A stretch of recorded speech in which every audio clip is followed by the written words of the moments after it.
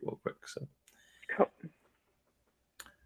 Welcome, folks, to the Wikipedia Weekly Network. We're about to get started soon for Ada Lovelace Day 2021. I'm Andrew Lih, and we will be introducing ourselves very soon. But if you are already watching our stream or are seeing us on either Facebook, YouTube, or Twitter, please do tell us where you're watching from. You can go into the chat function on any of those platforms, whether it's Facebook's group, if you're watching us in the Wikipedia Weekly group, or on YouTube or on Twitter. Feel free to tell us where you're watching from, and we'd love to see where you're participating from. And we are encouraging you also to edit Wikipedia as we're talking, and we'll kind of have the opportunity to get your feedback on what to be editing. So we'll get started quite soon on the Wikipedia Weekly show on Ada Lovelace Day 2021. If you go into the link that is scrolling at the bottom, there is an Etherpad link there you can go to see some of the stuff that we have lined up. And you can also go to the main Ada Wiki 24, I think. I'm sorry, Wiki Ada 24 activities, which I think, Rosie, is also wikiada24.org. Is that right? Is that a valid link for today? Yes, it's Ada Wiki 24, the number 24.org. Oh, it's AdaWiki24.org. Okay. Yeah.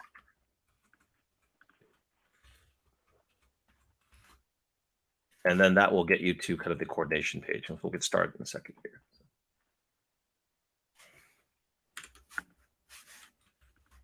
So tweet this out or repeat this to your networks, and we'll get started in a second.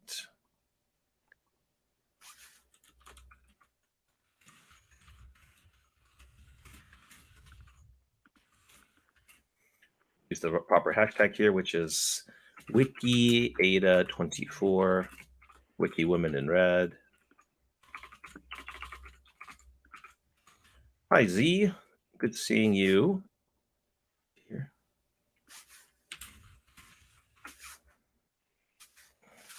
Visiting Wikipedia Live.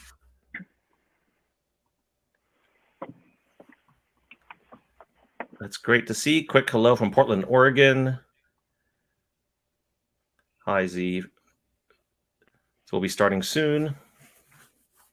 So feel free to go to that Etherpad. We encourage you to take a look there, or also add things on the Etherpad. There's a whole general edit request section if you want to add some things there, but you can also peruse some of the ideas we had for improving content on the page, on the pages there. So, hey, Kevin, good seeing you.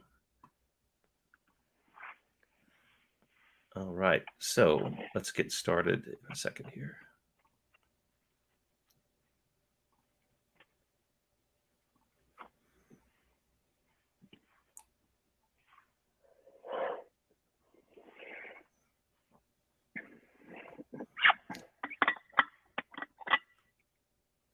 All right, so we'll get started now.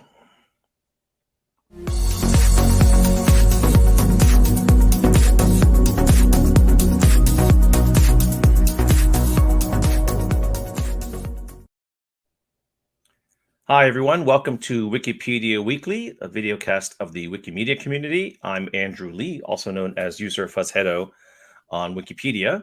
And thanks for joining us on this Ada Lovelace 2021 editathon. There's been a whole day of activities in the Wikipedia and Wikimedia communities, and this is just one of many things that are going on today. And I thought it'd be nice to have a show where we're highlighting some of the neat things that have been happening, and also maybe collaboratively edit content related to women in computing or women in technology on Wikipedia. So before we get any further, I want to introduce the folks that we'll have joining us today. Hi, Rosie. Tell us about yourself. Hey, Andrew. Thanks for having me here on the show. I'm really glad to be part of this. And a big happy Ada Lovelace Day to everyone else who's out there, who's listening to us. You know, Ada Lovelace is a rock star in the world of Wikipedia and missing links about notable women. In the month of March every year, we celebrate Women's History Month, And we devote much of that month to writing articles, biographies, women's works, women's issues, articles about women. But now we're doing it in October too, all month long, celebrating Ada Lovelace Day, which is internationally celebrated on the second Tuesday of October. So thanks for joining us here. We're glad to see you here, although we might have seen you at the UK event a few hours ago, the Australian event, the one in New Zealand before that, and there's a few more still to come after this show is done.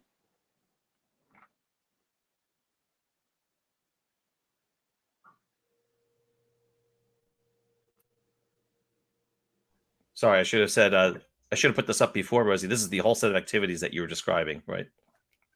Oh, yes, there you go. There it is. So there's events coming up in Kenya and in Pakistan. We're somehow sandwiched in the middle here with what we're calling the North American time zones. It's just after 10 a.m. at my home in California, and I think you're on the East Coast, Andrew, where it's just after 1 in the afternoon. We're so glad everyone who can join us and participate in this in any way that's comfortable for you. Just sit back and listen, or join in and help us as we edit.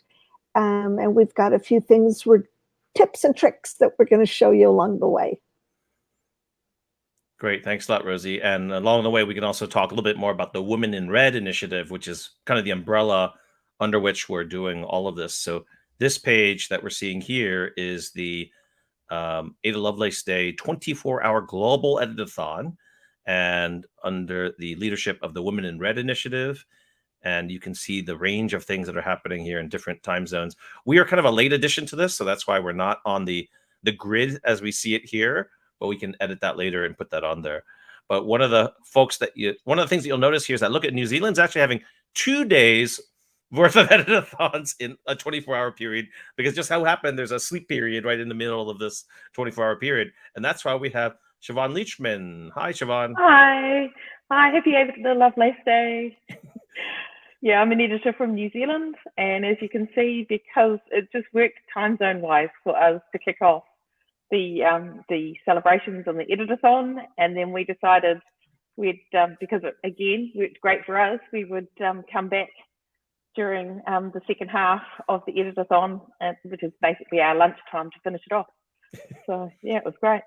And we really appreciate you getting up super early for us too. Yeah, what time is it? 6 o'clock in the morning at the moment. Yeah, I had intended to get up early and start editing anyway. So. Oh, okay. Yeah.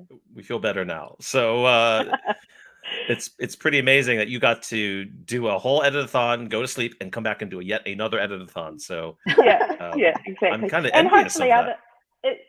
Because it's around lunchtime, I'm hoping the newbies who turned up might take a second bite of the cherry, as it were, and we can, if they've done something during the day or in their evening, they can come back and we can have a discussion if they've got any problems, because it's a great way to keep people, retain new editors, is to have an ability to talk to more experienced editors. At least that's what we found, in order to, as soon as they hit those roadblocks, they're all very keen. You teach them how to at least put something in a Wikipedia article and how to reference it, and then you go away and they suddenly hit roadblocks that they need to talk to you talk about. Hi to Annie. We folks from your part of the world there. Yes, that's Annie. She's been amazing. She's been helping with the editathons too. I think she did the whole 10, New Zealand. She was right at the start at New Zealand, and then went right through. And I'm pretty sure she did all of Australia too, because she's from Australia. So she did amazing. Great. Well, thanks so much, Annie, for being a part of this and tuning in here. We'd love your contributions as well. And we also have Jason Moore from West Coast of the US there. Great to see Jason. Hi, but we Jason. also have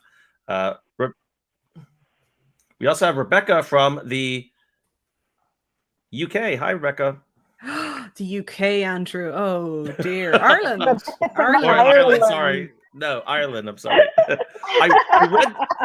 I read the thing on the screen and it deceived me. I read the yellow bar there, and I'm sorry about that. So, well, famously, you're from Canada, and Siobhan's from Australia, so we'll just get it.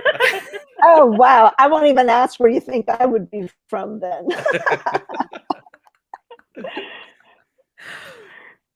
But yeah, tell us how your day's been going. You've been involved so far with the editing activities.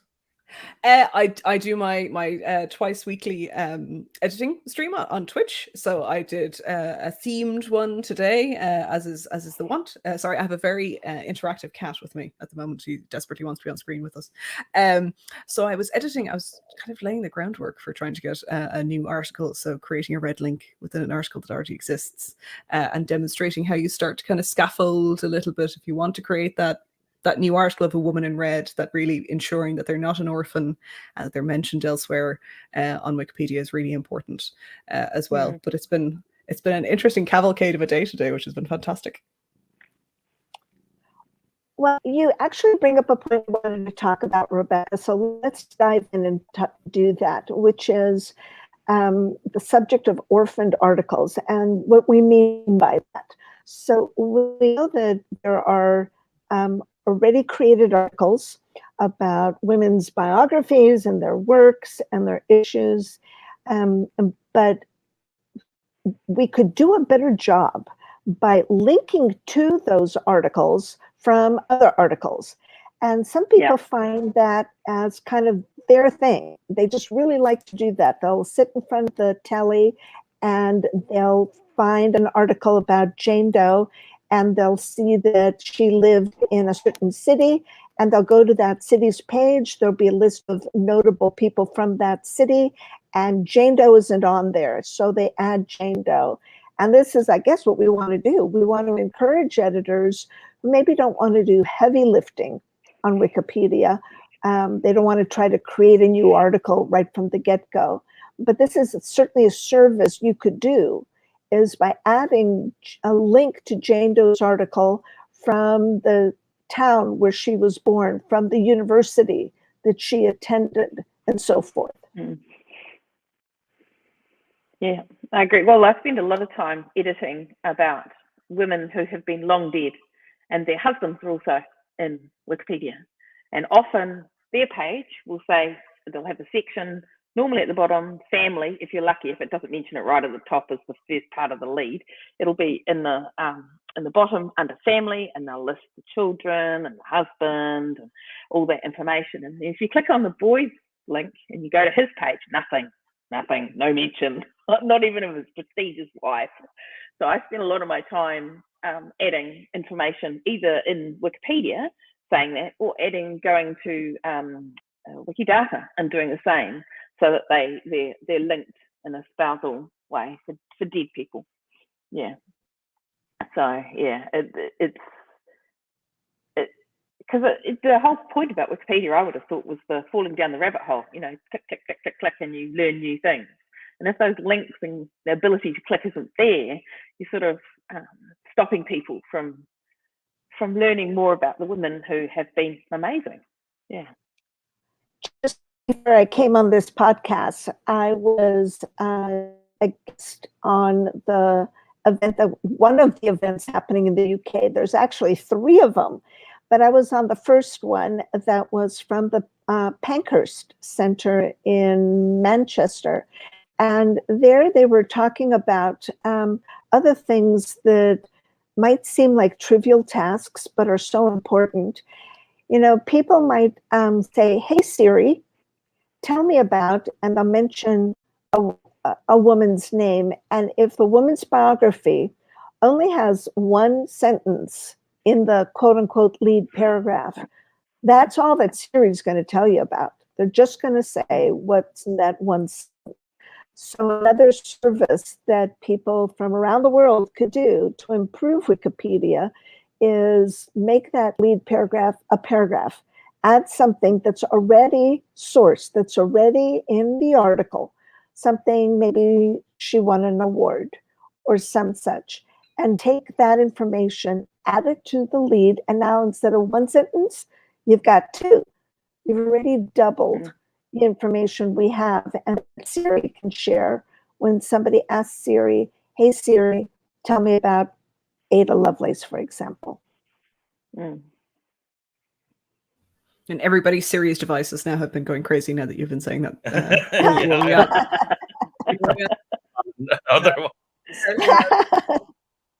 And I do have to admit, I am terrible for my scant lead sections. I will nearly always just have, such and such, birth date, death date, was an Irish mathematician, and then I just go boom straight into the content. So if other people can, come along afterwards and do contextualization, and I think it's one of the things that is really important that I often say to people is that, writing a new article is not the be all and end all on Wikipedia. There's lots of different tasks at different scales that you can do, because creating an article from scratch can be such a task to give somebody, to kind of, it feels very scholarly, like you have to have a pile of books and 6 hours and do it all in one big stretch.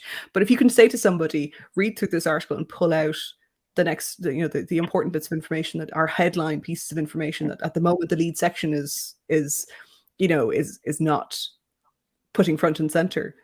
That's just such an important thing, alongside the Wikidata editing and those what feel like very minor tasks, and what I call quite often curatorial tasks, like adding a better category. We're finding those bits of information.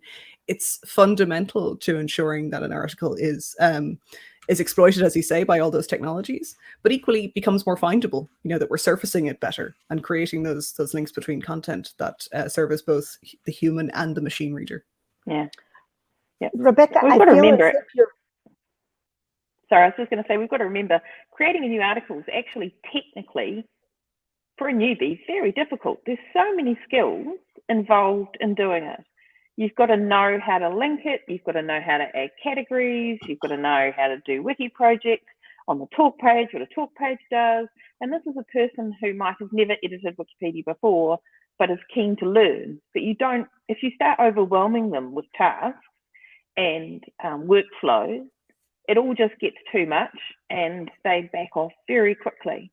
You've got to teach people in learnable chunks that they can then absorb, and then once they've gained their expertise in that particular chunk, can move on. So I do tend, when I'm doing editathons, to say, look, a new article is actually quite hard to do. If you really want someone in there, I can set it up for you and you can work on it. But it's a task, that particular task I'd like to teach you once you've, got your feet wet, and then we'll talk about it. But now, how about just doing this?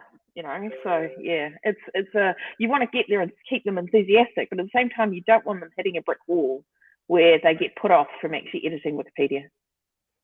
That's a great point. We had a discussion in our unconference. We just had the Wiki Conference North America this past weekend. And this was the exact topic of a conversation. Like, are we setting up new editors for success?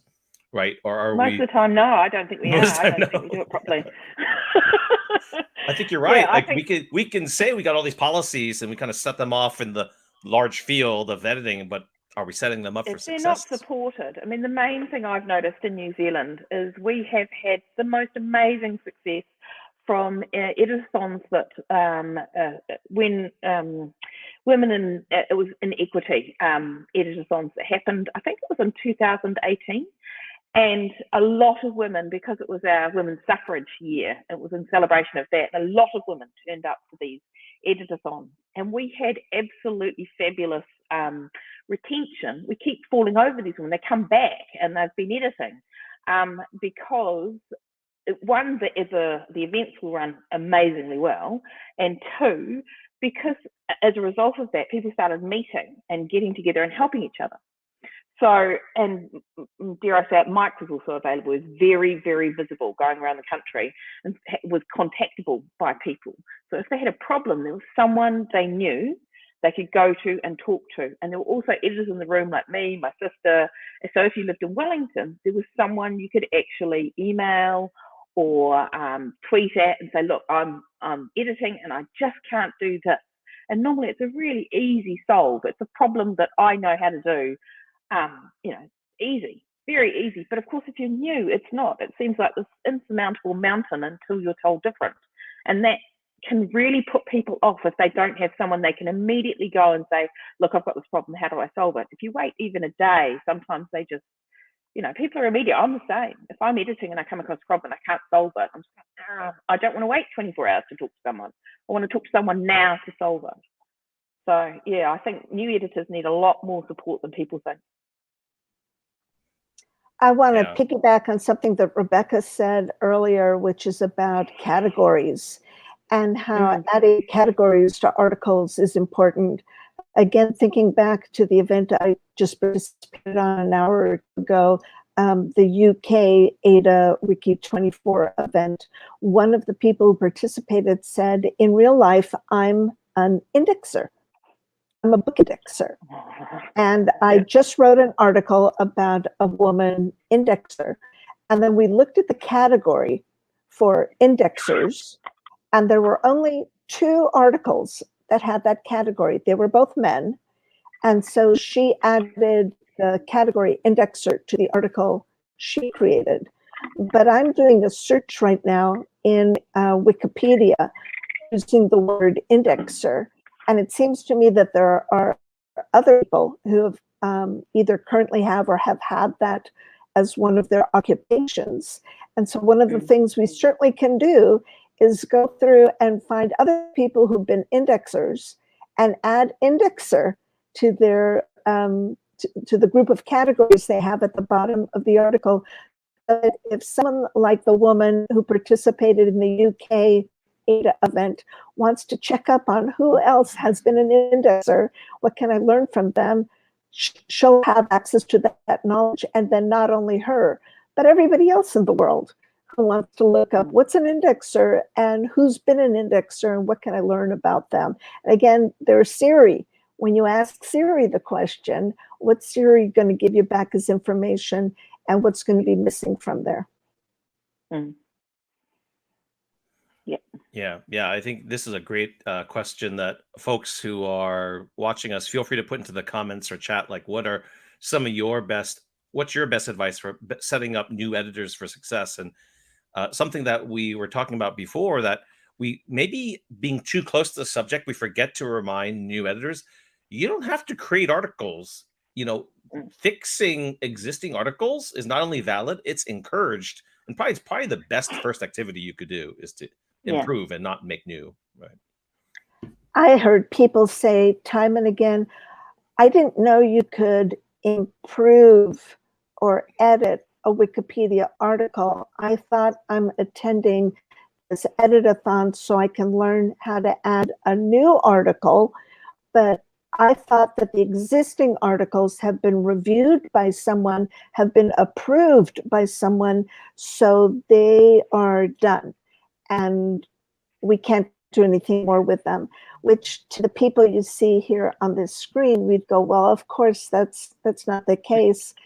Please go in and improve them. But I don't know that everyone who's listening today or in the future knows that to be a fact. So I want to reassure you that improving articles is well and good and welcomed, and, be bold and keep doing, start doing it, keep doing it, don't stop. I just have to say, Rosie, as the daughter of an indexer, that was just music to me. Yeah, I know. People are like, that's a job? I have to explain the job of indexer. So there's a knowledge gap there that we have to help broach a little bit.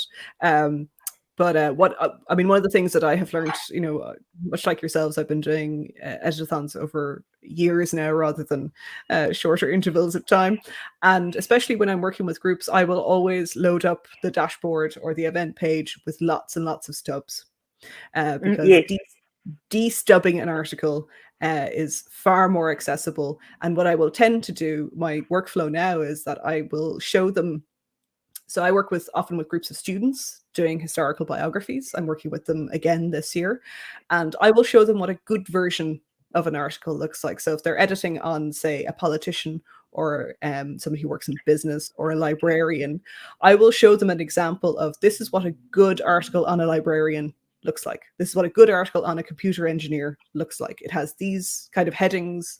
These are the type of references that were, and kind of similar, if it's a historical or a contemporary, I'll show them different examples, kind of going where the information is coming from, who are we listening to as authorities, what sort of relationships are important to mention, what sort of awards, where you can add a mention of them if they've gotten an award on another page.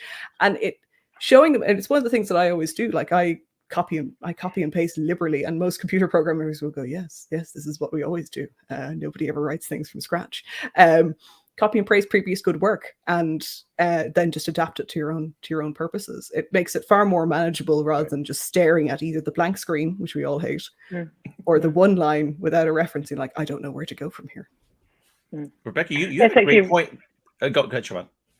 I was going to say that's a fabulous point, because again, it's one of those things that I automatically do, but obviously don't tell people. I automatically, if I'm working on someone who's in a field that I've never seen before, never done anything on, the first thing I do is search Wikipedia and go looking for a good article to look at and go, how did other people do it?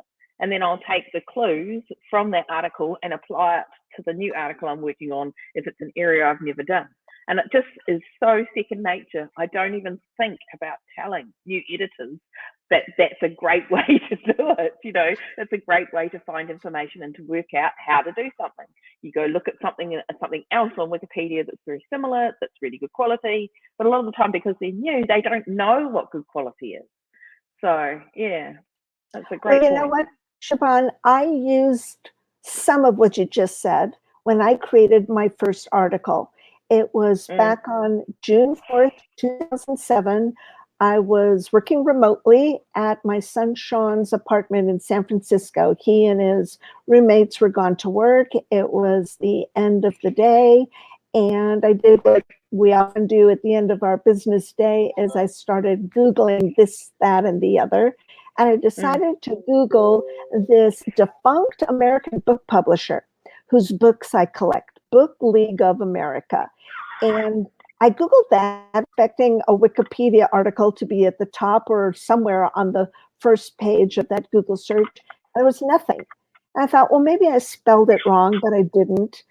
And so I thought, well, I'll go into Wikipedia, I'll search for it there. And lo and behold, there was no article. And it was that split second realization, it's 2007 and Wikipedia isn't done. There are still at least one article missing. Yeah. And I remembered at the same time that Sean had edited Wikipedia when he was in the Peace Corps. And maybe that gave me a sense of courage. Like, if Sean could figure out how to edit Wikipedia when he was in the Peace Corps in Ukraine, I bet I can figure it out too. And so I did what you said. I looked at other articles that were in defunct American publisher category, and not just like the really good ones, but I looked at what's the first edit. Sean had shown me how to see the edit history of articles. Like, who looks at that? I didn't know to look at that, but he showed me how to look at that. And I saw what's the first edit that people made when they created an article about a defunct American publisher. And I kind of followed that when I that day wrote my first article, Book League of America. There wasn't much to it when I created it, but it's still there. You know, there's still an article, and lots of people have gone in and improved it. So yeah, take a look at other articles within the category that are going to help you while you kind of sort out what you want to do with the article that you're starting. Yeah. Well, the other thing I've just been reminded of while Andrew's scrolling through the Book League of America is you look at all those lovely red links. I mean, that's something that an editor could do, a new editor, and just say, look, there's plenty of mentions of women throughout Wikipedia that do not have even a red link to indicate that they might be worthy of a Wikipedia article, or to save that issue when someone actually does write a Wikipedia article, of they're not knowing to de-orphan beforehand, you know, to set, as Rebecca said, set the scaffolding. If there's already a red link, it's already done for them, you know, once they create the page. So, you know, that's one task. The only thing I do worry, I start thinking, if you're going to red link somebody, should they be notable then? Or are they potentially notable? You know, like in 2 years' time, someone may have interviewed them, you know, different news organizations interviewed them 4 or 5 times. When do you red link? It's always a, yeah, and interesting. I'm never sure when I tend to end myself. I tend to red link when I think they're potentially notable. I don't have to go away and investigate whether they're actually notable, just that I've got a gut feeling that they're potentially notable, so I red link them. Yeah, but it's an interesting. even the question. culture of red linking has shifted a lot over the history of Wikipedia, right? It used to be red linking was encouraged. It was part of what we do to drive traffic to create stuff. But now you see a lot of folks seeing as red linking as a sign of bad quality. So even if it should be an article there, people tend to remove red links, which is kind of Oh no, I that's know. awful. I know. Sorry, but It's a that's tragedy. awful. We In the even have name one of of those. quality. We even have one of those terrible acronyms for it, which I recently, yes, I had a red link that I had put into an article for a man, so we Yeah. won't get too upset about it. But it was write the article first was the acronym that I had never come across before. Wow. Yes, so an editor that I actually But it's a encountered wiki. quite a lot. Everyone's contributing. I can't do everything. Write the try. article first. That is so antithetical to Wiki. The philosophy of Wiki is you don't write the article first. Oh my God, that's amazing. Yeah. So I did, out of anger, I went off and wrote the article about a man. I mean, I got reduced to writing about a man. I was, it was, because you were angry. I'm kidding. It But was an no, Irish man. Oh, So it's yeah, fine. well, that's interesting I because do I it haven't too. come across that before. Yeah, it might Yes, be it might mostly be English. In Yeah. English, yeah. That's a very important caveat to put on that. There's a lot of conventions and a lot of those things that do happen on English, and it's a product of an awful lot of privilege that that people have a time, accessibility to sources, that they are going to put in the hard work, and that really that we have enough capacity that if something is important enough to be written about, it probably will have been written about by now. Right. Especially if we're talking about a white Irish person from being from Europe and things like that, that there is a certain amount of, I suppose, interpretation there, whereas say on Irish language Wikipedia, red link is in the same ways that those early days of English would be encouraged. Yeah. See, I've got this thing where I often hear that it's really important and very notable, and so English Wikipedia will have it, and I'm going bollocks. That's complete lies. I keep coming across notable stuff every single day that isn't in Wikipedia. It's not mentioned. It's not linked. It's just not there. And I don't know whether it's because of the area I work in. That hasn't been covered very well, but I know coverage of New Zealand stuff is dire, still dire. There's so much to do. Coverage of biodiversity content, absolutely dire. There's just so much to do. So anyone who tries to tell me that things are covered in English Wikipedia, I'm just looking at them going, "Are you nuts? There's just so much work to do." Yeah. Before the show, we were talking about, before the show started, Andrew and I were talking about this great divide between who's actually reading Wikipedia. So this doesn't even touch necessarily, but it does, the content and the content gender gap, the editor gender gap. There's a really big reader gender gap. Andrew, do you want to tell us about that? Yeah, I mean, we could surface the actual paper, or maybe our audience can pull that up. But a number of years ago, I think there was a result that really surprised even a lot of veteran Wikipedia folks who thought they kind of understood the project, where we knew we had a gender gap in terms of writing Wikipedia, right? Like as bad as like 80-20 or 20, like maybe 15% to 20% of editors were women. But then we saw there was a survey of readers and saying, about the same proportion were readers. So like 80% of the readers were male and 20% were women. And that's like mind-boggling, because we kind of thought that, the readers are just so perfectly, distributed around the world. It's like, no, it's not. And that's really, really kind of eye-opening and gives us food for thought on, what kind of crowd we're coalescing on Wikipedia. And if we're ever going to try to get more women editors, we got to fix that reader number too, right? Mm.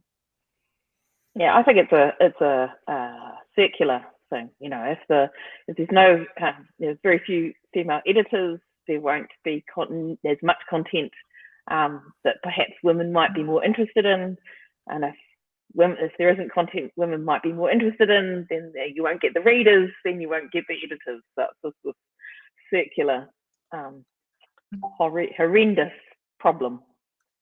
So yeah. Yeah, that does bring in the question, like, is how useful is Wikipedia to women readers versus, male men? And that's like, I don't know the answer to that, but it does kind of give you pause about that proportion, right?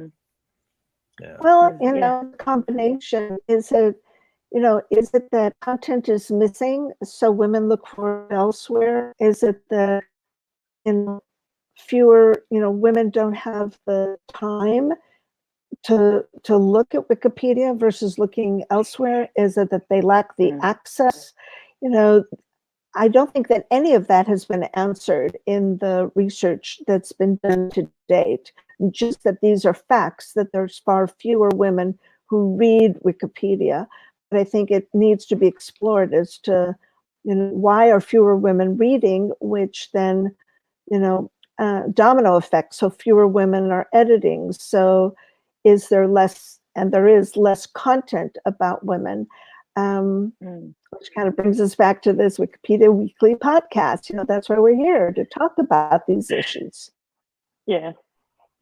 Yeah, And exactly. I think what Siobhan was talking about earlier, like the success of those in-person events, and then creating a community around that. I mean, some of the research around these things, around why people do successfully become productive contributors to all sorts of crowdsourced or other kind of projects that are virtual, that having that sort of mentorship or support that is more, I suppose, human centric than it is an FAQ or endless documentation, that there is something that women in kind of talking very broadly are conditioned in various different ways to find that more or less amenable to their to actually becoming I suppose really engaged with the project. And I think we do have to kind of, and there's been all sorts of interventions that we've trialed over the years and inherent problems. But yeah, definitely, I mean, we talk about, it's Clay Shirky that talks about this cognitive surplus, this ability to have an hour, 2 hours, 3 hours to yourself that you can dedicate to this. And whether or not women are, they are taking up all sorts of care roles and have all sorts of other responsibilities that perhaps mean that giving over what precious free time they will have and what resources they have, Wikipedia may not be the priority for them. I guess it depends if it's their hobby. But one thing I've also noticed is that in New Zealand, we've got quite a high, at least the people who turn up to our meetup, high proportion of women, like at least 50%, if not more, in comparison for our meetups. Like the Aotearoa New Zealand User Group meetup was held virtually once a month, and what used to be, still going, now virtual, it used to be an in-person meetup in Wellington. So I run both of them, but I'm never sure whether that's because a woman is running them. I mean, my sister and I meet up basically every 2 weeks. One's either the New Zealand one or one's the Wellington one.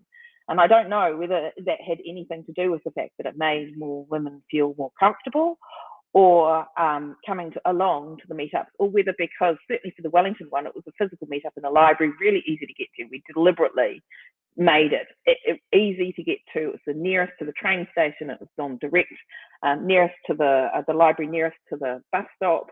It was a library that has computers, so you don't have to bring your laptop if you don't want to. If you want to edit and us to show you, you can turn up and we'll teach you, and you don't even have to have a computer because the library's got computers. It's all these accessible, trying to get over any sort of hurdle we could think of that might be in the way of getting people actually editing Wikipedia, including, the digital divide. So, but it turned out that we've got a question for you. I've got a question about you and the editathons you're doing in New Zealand, and then the same question to you too, Rebecca.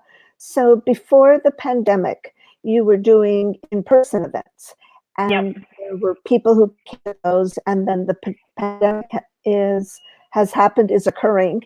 And so some people in different parts of the world are able to do events that are in person, but there's a whole lot of events happening via Zoom. So how has that changed what you're doing? I've noticed that we spend a lot of time on social media. So we're engaging with people who are digitally literate to start off with. So an in-person event physically means that we can actually get people in who are not digitally literate, and we can teach them how to at least improve those skills. But when it comes to virtual editathons, you've got that barrier to start off with. They've got to be digitally literate in order to get access to the editathon on their screens. You know, and you have to have the digital setup. It's not something that, I suppose you can do it on your phone, but it's a little bit more challenging, shall we say. So there's that. But also, when it comes to people in a virtual environment, again, it's the follow-up to get them maintaining their enthusiasm, and to get them just checking in and making sure that they've got a support network. So we're really careful to make sure that we give people like a few options. It's not just, we don't just say, you can press talk on my talk page and I'm always here, I'll answer you in Wiki. We give them our Facebook page, we give them the Twitter feed, we give them our personal emails. And in order to say, look, we're keen, and we tell them the problem. We recognise that people turn up to editathons, they go away, they're all enthusiastic, but they don't ever do editing. Now, we don't want to put pressure on you. You do what you like, of course, it's a volunteer activity. But if you need help, these are all the ways that we really want to help you get engaged with Wiki. And it's a lot more overt. We found we're getting better skills at it as a result of being virtual, because we're forced to. It's not in an in-person one. We can always say, oh, there's an in-person event happening in 2 weeks' time, please come along. But again, that might not be the way the person wants to engage. They might just want to tweet a DM to somebody and say, look, I've got this problem, can you just tweet me back and explain what I can do? So you've got to, I think it's taught us to do a very wide range of options to people, to say, to encourage them to continue editing Wikipedia. It's actually been quite a good thing, I think, but it does mean that we have been cut off from those people who aren't digitally literate, want to become more digitally literate, and can really only do that in an in-person event. Yeah. I would say, just firstly, to respond to what you were saying earlier, Siobhan, I would not discount the importance of having female leadership, or I suppose non-male leadership in these spaces. It does make them seem more approachable and more attractive to people who would otherwise be slightly more hesitant. I used to be involved in the skeptical movement, so like not climate skepticism, but like the examination, the Amazing Randy type brand of skepticism. And I ran the Dublin meetup, and a lot of women would come on their own. And they would not necessarily do that if the meetup was being run exclusively by men. So that is a very important thing to have visible female leadership within these spaces is important. It signals an awful lot of safety and I suppose inclusivity in a non-verbal way. I would say in Ireland, our experience of the virtual instead of the physical has been slightly different in that I think in the Irish context, there's been an awful lot of burnout for virtual events as well. Like people are kind of zoomed out and they're discorded out. So what I found is that the Twitch actually has been a bit more successful in that people can just tune in and switch off, as it were. They can just watch, and it can be a lot more passive. And they're learning bits and pieces about Wikipedia. They're learning kind of funny quirks. And we found similarly with the podcast that myself and my friend Fanula have started doing about Wikipedia, that a lot of people here, everybody here has been on. You've all been guests. Is that it kind of piques their interest, it whets their appetite, but they don't feel like they absolutely have to, start editing right now because I'm watching you. We're in a Zoom and I'm paying attention to your edits, and the pressure is on. Whereas they can just, thank you very much, they can dip in and out, learn kind of something unusual, learn something they didn't realize, like those edit buttons, talk pages, wiki projects, whatever it is that we're talking about. But that perhaps I've noticed that people just asking them to engage with a virtual event for a number of hours as we would in person, where you might feed and water them, and there might be that they're in an interesting space, they're in a cultural space, they might get to see a little bit of backstage or talk to a curator, all those kind of things that we do in person that are kind of the bonus side benefits of turning up to these events. It's harder to facilitate those in a virtual. It's not impossible, but it's just harder. And asking people to have more screen time, more screen engagement. I've been quite. That's really interesting, because for New Zealand, COVID has been the best thing that's ever happened to Wiki ever. for our community, because we were so dispersed, and there were only a few people who were prepared to meet up in certain areas of the country, and it wasn't enough to get any traction. There's maybe 4 or 5 in Wellington, and then people sometimes didn't turn up to the meeting, and then there was some in Otago, and then some in Christchurch, and lots in Auckland, but Auckland's so spread out. So when COVID basically forced everybody in the country to learn how to Zoom or other platforms, everyone suddenly had this, when we had the first lockdown, everyone had to learn how to digitally engage via their work, because everyone was working from home if they could. And certainly Wikipedia editors, already established Wikipedia editors, so you've got this already, again, a digital experience behind it. And then everyone learned very quickly, because it wasn't a dumb thing prior to COVID, to learn how to Zoom. We weren't big Zoomers in New Zealand.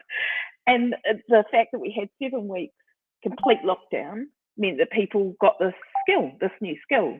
And it's, from my perspective, from what I've seen, I think it's been amazing, because it's meant that people from all over the country can come to these meetings. It's not just, there could be a Wikipedian who is absolutely obsessed with Wikipedia, who lives in a town and they're the only one, they're the one, and they're desperate to find their people.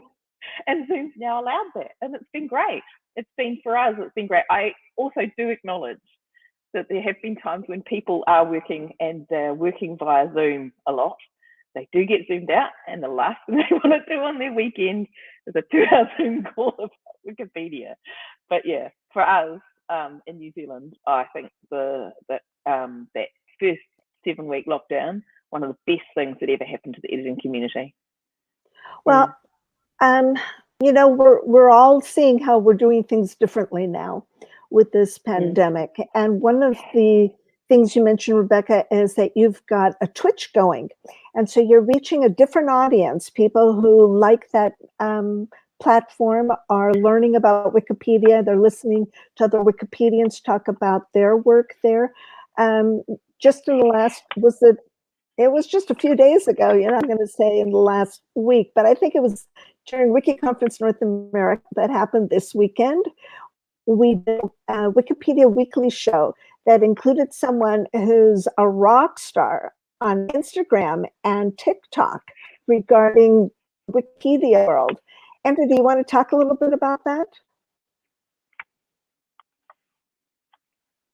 Sorry, yeah. Before we get started, I thought I'd show Rebecca's Twitch channel here, so make sure people know about that. It is niche, folks.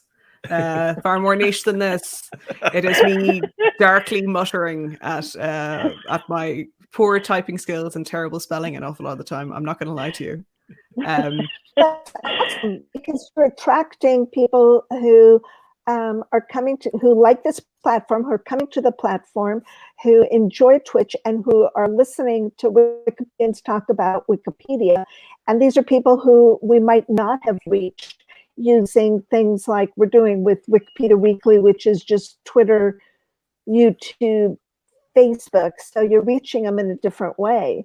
And that's likewise what we have with other editors who are using other platforms. I have a 10-year-old granddaughter who's on TikTok. So I'm not on TikTok. She's on TikTok stuff. And now we have someone who's using TikTok to reach people to talk about Wikipedia too. It's TikTok and Instagram, and I think she's also on Twitter. And again, I'm going to lean into you, Andrew, on this to kind of remind us all what we talked about over the weekend with her.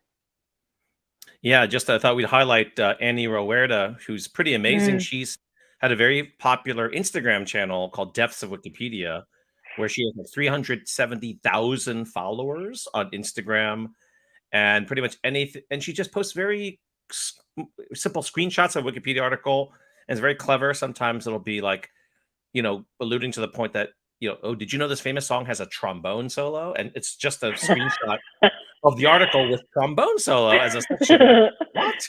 And you get like 20,000 people liking it. It's like, this is an amazing platform for being a way to get people engaged with Wikipedia.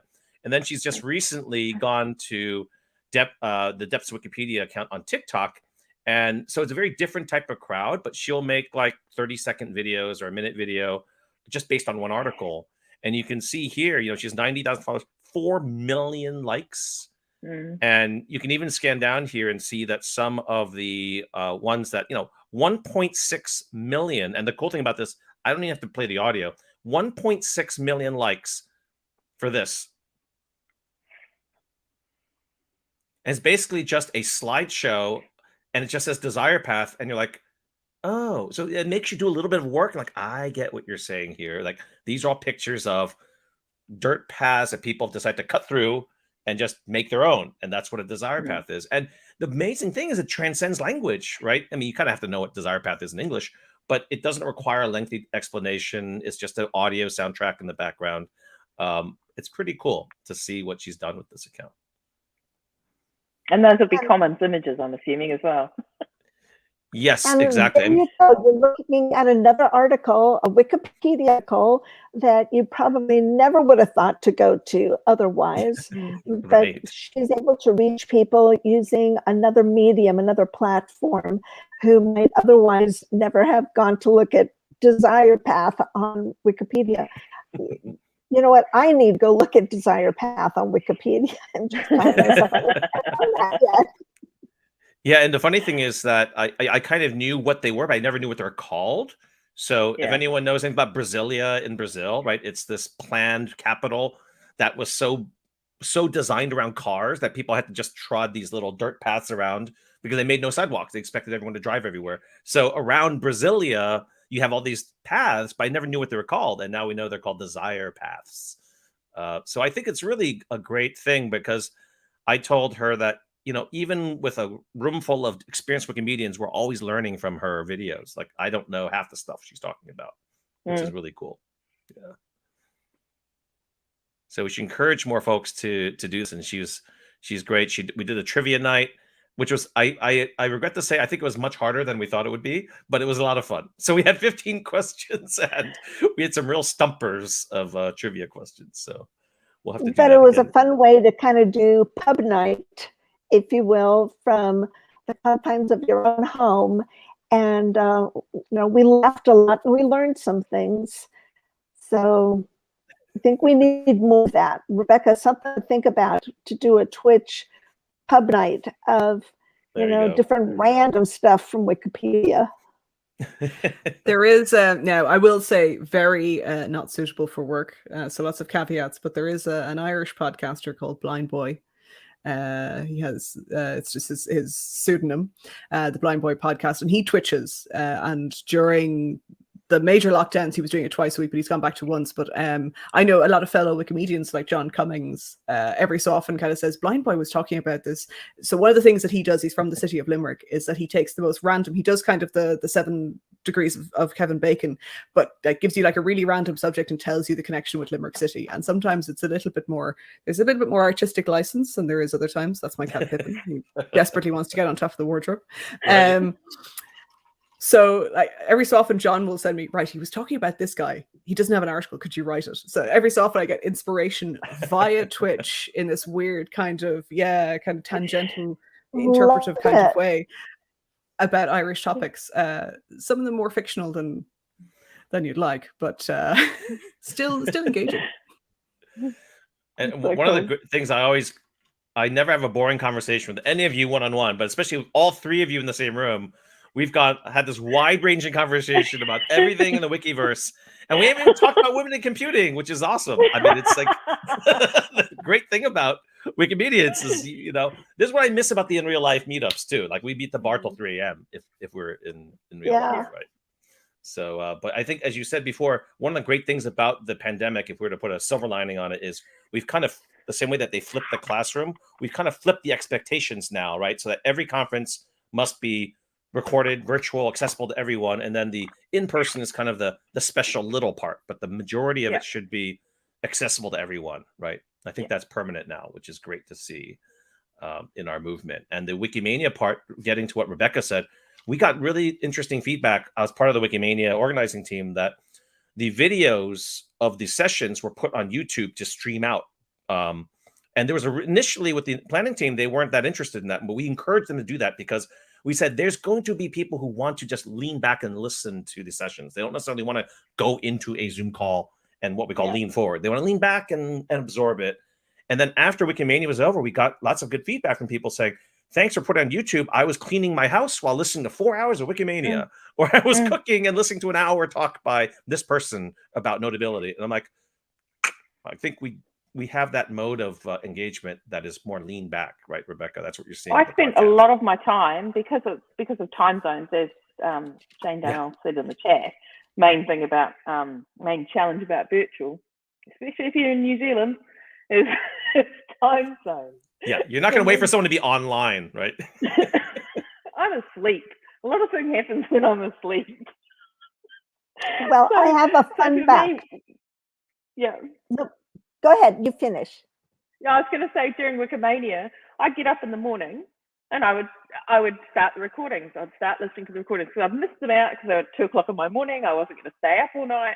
So I would start and I'd, get my coffee, get my breakfast, listening, right, get everything organized, do my jobs and stuff. And while I'm listening. And the fact they were recorded was amazing to me. It just meant that I could still participate or at least absorb the information and not have to ruin my sleep cycle, which has happened and is going to happen when I attend international events, because that is actually a benefit as well. The fact that now international events are actually recorded or over Zoom, and I do have the choice that if I really, really desperately want to attend a conference, instead of paying or asking the Wikimedia Foundation to pay thousands and thousands of dollars to fly me from New Zealand to this very important conference where I do a lot of my wiki work, I can now just get up in the middle of the night and attend virtually. And I just love it because it means that I get so many more opportunities to engage with the areas and people I want to talk to get the knowledge I need for Wikipedia. Yeah, it's been fabulous. Doesn't mean no sleep though. Siobhan and Rebecca, I have a question for you, and answer by holding up some amount of fingers. So this last weekend, we just did Wiki Conference North America, and it was the second year in a row where it was a virtual event. Each time we do these virtual events, we learn how to do them better. And we can apply that once we are able to do in-person events and do hybrids, because forever I think we will do hybrids to bring in more people who can participate. More than 300 people registered for Wiki Conference North America. Of those who attended, the average attendee attended how many hours? So it will be 10 or less. And so I want you to guess. The average attendee attended Wiki Conference North America 2021. How many hours? I'd go 7. So Rebecca's got. Wow. Snap. And so both of you said 7, which is close. Here's the answer. 9. Oh, wow. That's the great. average person participated for 9 hours. So good. So think about when we only did Wiki Conference North America and all the other conferences that didn't have this kind of remote participation. We didn't have Zoom links or what have you. And, many people could attend and everyone else in the world couldn't. But now by doing them this way via Zoom, we're able to get people to participate, and the average person was on for 9 hours. To me, that seems like a really big number to me. Maybe I think it's one of those things where the organizers didn't realize that there was such an appetite for this. They thought maybe I'm making judgments, but organizers, I think, underestimate nowadays how big the virtual audience actually is, especially if you want younger editors in. I'm sorry, my kid's not going to go wandering along to a physical meetup. He's going to want to watch it on his screen. That's where his life is. Yeah, I think you're So, right. I mean, you this know, generation is used to seeing Minecraft videos, how-to videos, Twitch videos. yep. That's the new mode we got to engage, and we're not really doing And that at any and scale. also with their friends. He goes out sometimes with his friends, but every single day I can hear him chat through his computer. So if you want the younger generation, you got to deliver what the younger generation's doing. You know, it's yeah. I am going to have to take my leave of you fantastic people. I'm off to one of my other many Commitments. unpaid virtual with women in technology and science, which thankfully somebody I know but isn't a member created the Wikipedia article for an institution or an organization that celebrated its 30th year last year and only got its Wikipedia article last year because I couldn't create it because of conflict of interest. Right. So that happens when you're on the committee. But you can look them up on and about our wonderful, if we're talking about women in science, if you want to read about an interesting contemporary or very recent history Irish woman, look up Mary Mulvihill, a woman who's very close to my heart, inspired an awful lot of the work that I do, a fantastic science communicator, fantastic documenter of scientific history of women in Ireland or who did their work in Ireland. She's been an inspiration to me, and I think I can squarely say that an awful lot of the work that I do associated with my Wikimedia work, Mary has been the inspiration for, as well as providing a lot of that's it. Yeah. Sadly, we lost her in 2015, but her legacy lives on. So I'm going off to do some of that work now, but thank you so much for having me. Thank you. Really but that's a perfect segue into us doing some real stuff now. So thank you. All right. Take care. So you folks can see Rebecca on the Twitch. She does twice. Is it twice a week? At least once a week. At least once, I think. Yeah, that's been great to see that. And it just pops up on my mobile. And sometimes I'll just tune in while running errands. And that's another example of like, I don't want to quite say passive because it's not really passive, but just like being washed over by lots of different approaches of learning Wikipedia content, which is pretty cool. Yeah. So what do you say we look at some of the content here related to Ada Lovelace Day? And I will put up on the screen the Etherpad that we've been referring to in the scroll by down the bottom. But if folks want to, you can take a look at some of the stuff that we've highlighted here, in addition to even adding new things here. So you're welcome to add more here. But I thought we'd just put some things here for digesting some of the things that you can do. As we mentioned before, improving articles. We're not even putting at the top, make new articles. Improving articles is absolutely encouraged.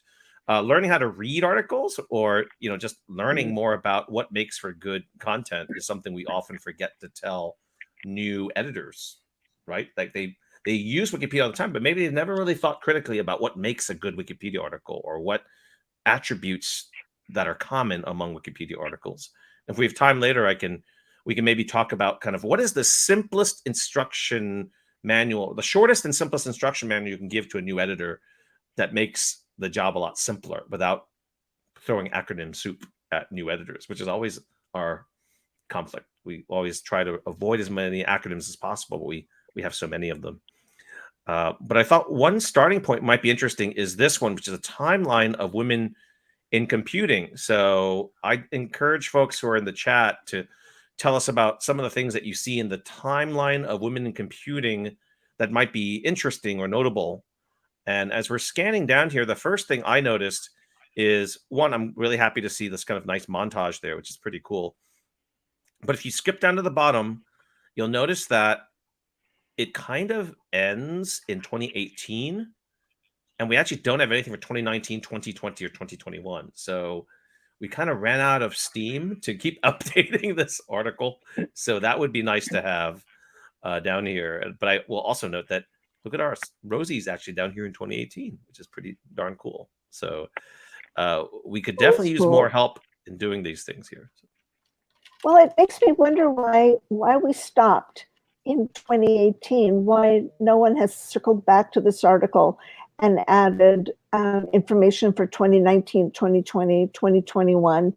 And I hope before the end of today, before the end of Ada Lovelace Day, that that those who have some experience with editing Wikipedia go into this article and add the women who belong in a section for 2019, 2020, and 2021. I'm sure they're there. I haven't done the research to see who should be filling those, but I know that we have Wikipedians listening now who are able to do that kind of research, and hopefully you have the time and inclination to flesh out this article a little bit and maybe add other deserving women in the other years that are currently missing. Yeah, I think one of the things that I noticed quite a bit, so one of the things that jumped out at me, I'm actually a computer scientist by training. In fact, the weird fact is me and all my siblings are all computer science majors, including my sister, who's a computer science teacher. So we actually have it kind of as a family tradition. And one thing that jumped out at me, because when did we have Wikimania in South Africa? 2018, right? Yeah. 2018. So that's around the time this cuts off. Remember, if you notice, one of our speakers at Wikimania 2018 was one of the folks behind this whole algorithms of oppression area of study, right? Like if our AI is taking in and learning and training from biased and systemically biased content, we're going to have AI that's systemically biased as well. So there's a huge area of study right now in AI, and women have been at the forefront of studying this, especially women of color, right? Because it's intersectionality for them. Like if women of color are not being well covered by mainstream sources, then you're going to train AI to basically not be cognizant of that, right? And that's something that's really important, but it's not reflected here at all. So if I were to make a quick edit, I would actually, or not edit per se, but I would say, if you want to look at algorithms of oppression, which is kind of the heading of a lot of this, you can see algorithms of oppression right here, which is a really significant book, right? And then Sophia Noble right there, you know, is she in this timeline anywhere? Because I think the publication of this book or of the main folks who are in this movement are really important to have in the timeline. So I think Algorithms of Oppression 2018 book could easily be one of the things we add to the timeline for that. So that's one idea. I'd love to hear from the chat whether that's a good one. And then the other thing, if we go to the article on algorithms of oppression, let's see what categories that's part of. Race, human computer action. I think we should look at some other folks here. So another set of things we could look for are, let's say, Wikimania 2018 speakers. So let's say, who was that speaker at Wikimania 2018? So we can actually go there and look at our Wikimania schedule program there. And we can see keynote. Actually, we don't have keynote as a Cape Town program.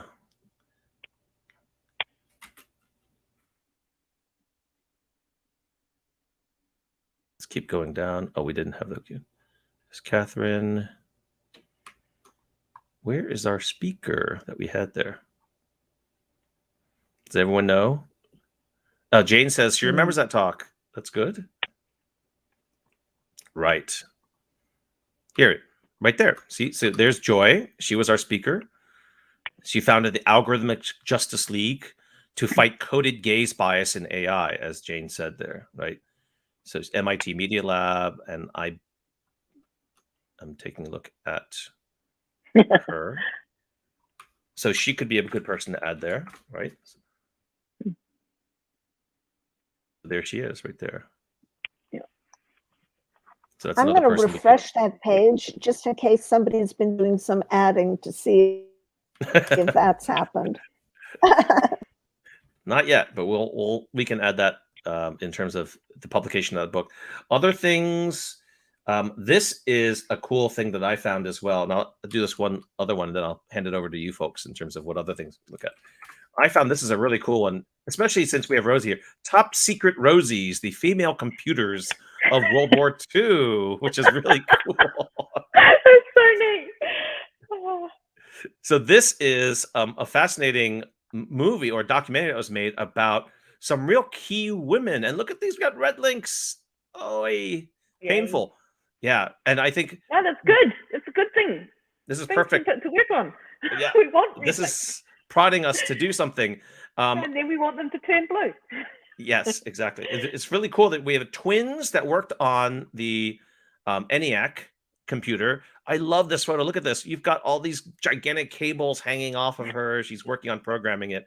Unfortunately, this is only a close-up, but if you look at the actual full image, it's really cool. Look at this. Isn't that awesome? Oh, wow. It's like, wow. yeah, wow. it's like, that's how you is should an program awesome a computer image. to like carry around these big cables and shove them in there and everything. So What's the year of this, Andrew? this is Can you scroll up? Does it show the 1950 year it was something. taken? 46.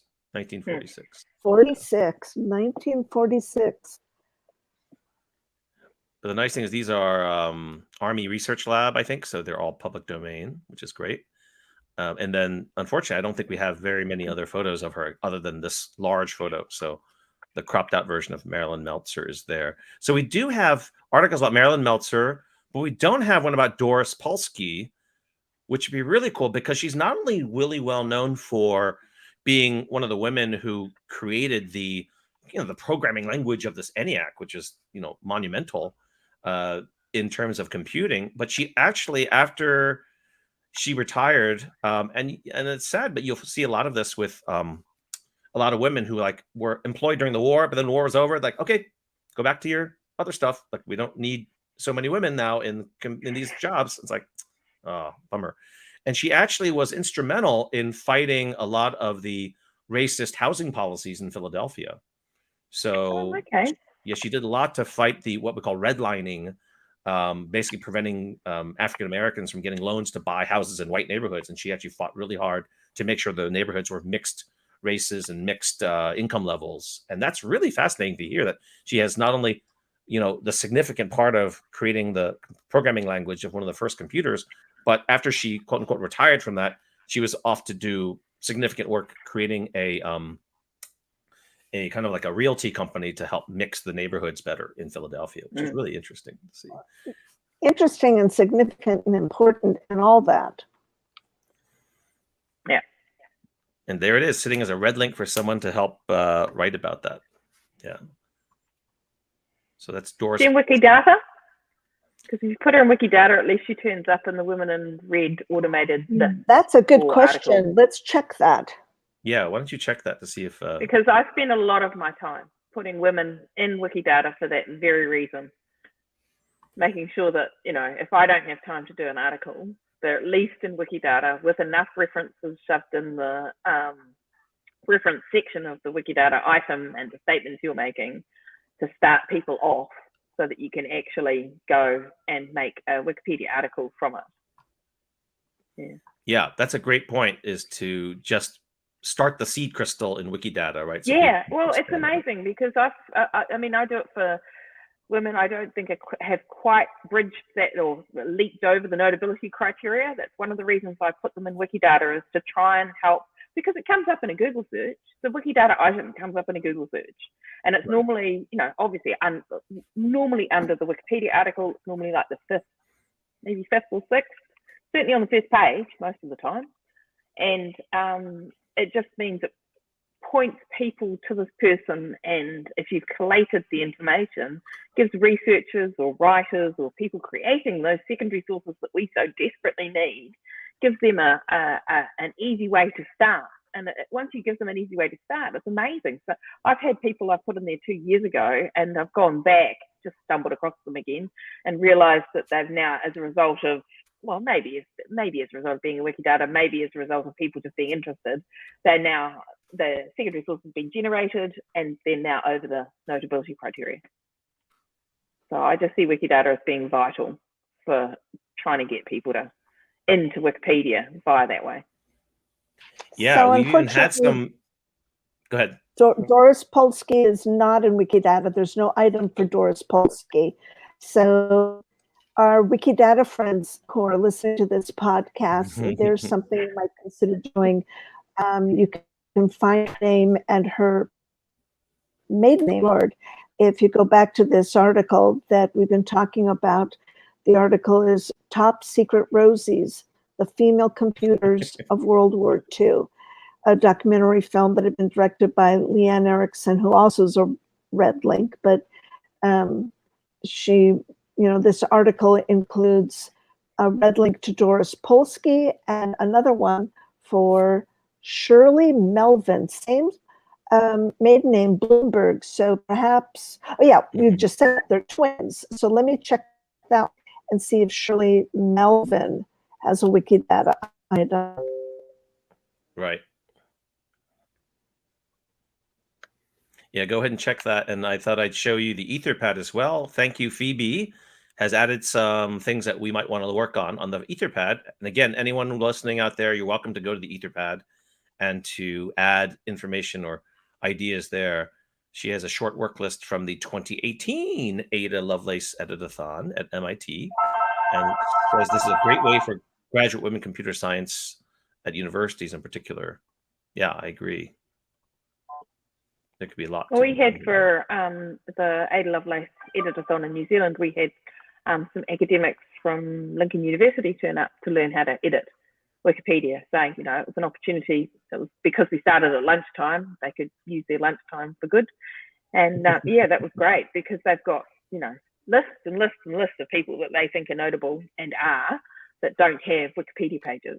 So yeah, it was great. Yeah, I love that lunchtime idea too.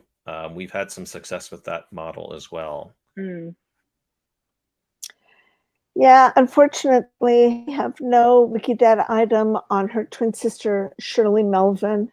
See, So to me, that's just the first place you start. This is my workflow, though. That's just what I do. I find these people. I think, oh, you're notable.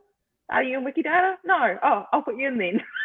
And then, yes, and then sort of pollinate and try and find, obviously, identifiers. If I can't find an identifier, I go and try and find a link to, but somehow, for example, in that film, there'll be a property where you can say that they were covered in that film. I can't remember the property, but I'd go away and find out what the property is and then add them in so that there's a structural necessity for your item, because I'm currently getting more and more concerned that because Wikidata is getting so big, people might start wanting to delete items that they don't regard as notable for the purposes of Wikidata.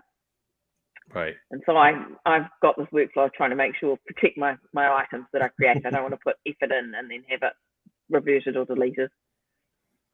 Happens every once in a while. Yes, Siobhan, I don't know if you're up to sharing your screen, whether that's going to be funky on your side.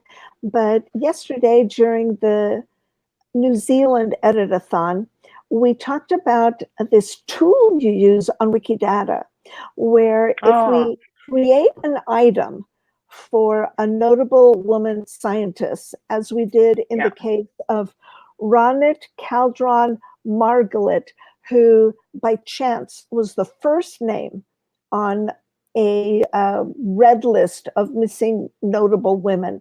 So that's how we came across her. She had all these articles that she's authored, over 100 articles that she's authored, many of which have a Wikidata item. It was only yesterday that she herself got a Wikidata item too. And so how we tie those together, her name with all of these articles. Have you got her name? Put the name in the private chat and I'll copy it, and then I'll share my screen and I'll try and do it. Yeah. Because the tool Rosie's talking about is the author disambiguator tool for Wikidata. And it is amazing. It is my lifeblood. I love this tool. And I could learn something too. I've never used that tool before. So. Oh my God. I don't use it to the extent. I am by no means an expert. I am by no means an expert in using this tool. I use it for one workflow, and this is what I do. So, have you got the name, Rosie? Cool. Okay, I'll just open that up. Yeah. Cool. Feel free to share your screen, and then we'll get. I will just.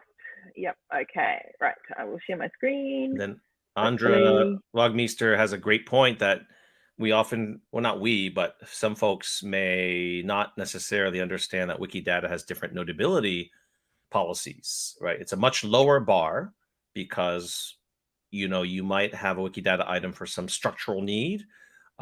It might be something from an external database that we can much more easily justify in Wikidata. So folks should keep that in mind, that you can make a Wikidata item for something that may never have a prospect of having a Wikipedia article, but we want it for modeling. We want it for the types of maintenance things that we do for the database. Okay, can you guys see my screen? Yes, there we are. And I'm on a Wikidata item. Hopefully you can see it. So I've only got one screen, so I can't see you guys at all. Okay. So here's the Wikidata item, and here is the author disambiguator tool. Now I get through it just by going to, actually I'll increase the size of my screen so you guys can see. The author disambiguator.toolforge.org, and then just go to it, and obviously you have to give it permissions to do bulk edits for you. And then what I do normally is I put the name in like that, and I just ask it to look for the author. And sometimes it can take a little while. Sometimes it goes a little bit slow. Yesterday it was a bit slow, but today's fine. And there you can see author name there, the need for this paper. Now, normally I do this for people I know. So I've got an idea about the area they are expert in. She is Journal of Medical Screening, Journal of Maternal Child Health. Does that look good to you, Rosie? Is this the same? And when you hit that button, Siobhan, where's it looking? Into Wikidata. Okay. And it goes and searches scholarly articles for author name string. Right. The whole point of this tool is to turn a string into a thing. So basically we're turning her name string, and instead of having author name string as the statement in Wikidata, we're turning it into author statement. So it's linking it to her Wikidata item. So the tool goes out and looks for her name, and then pulls up anything which it thinks might be her. Neat. And if you're unsure, obviously you can go check her item and check ORCID IDs and just double check the names. I'm just going to go back and check who and what she is, because I don't want to do this and make mistakes. Okay, yep, okay, fine. She is in the medical profession. Okay, cool. Oh, she needs more identifiers than that, and someone needs to see if she's got an ORCID ID, which she probably does have. So anyway, the first one, I'll actually decrease the size a little bit. Group 1 is automatically checked. So can you see, as soon as I've searched, it's automatically checked. I normally am very careful because with this, because sometimes the person that has come up as the group 1 isn't the person you're actually looking for. The person you're looking for might be in the miscellaneous section further down. So I'm just going to hopefully not make you too sick. I'll just scroll down. She's got a lot of papers. This is all her. She does. She has this is on a Wikidata massive amount of stuff. a massive These are all. amount. So is it true? These are all papers that are a Wikidata item. Yeah. That are Wikidata item that have her name, Ronit Caldron Margalit, as an author string. Right. Yeah. And until yesterday, she didn't have a Wikidata item, and now she does. Now, how do we connect her with all of these articles, or the ones that are appropriate for her? Yeah, and can you see that it's all grouped in particular types of journal articles? So this particular group 3 is from this particular set of journal articles. And this one is, again, population health. And eventually, I'm just going to keep working down, because this is, yep, so that's fine. I'm just double checking that it's to do with her area of expertise. It's very unlikely there will be 2 people with that name, I must say. So we've picked an easy one. But I also know the power of this tool. If you make a mistake, it'll be a batch that you can revert. So there are ways of doing it. But if you make a mistake, it can get be a pain. It can be a pain to revert.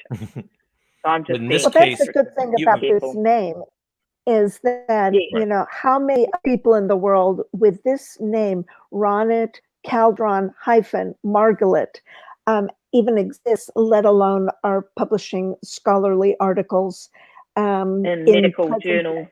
In medical Right. journals. Yeah. You know, so this is actually a great example, and as I said, it's by accident. She is so prolific. This is one of the I normally don't get this many papers coming back. Yeah, that's a lot. Not, I mean, and she is Impressive. the lead author on a lot of these as well. Mm-hmm.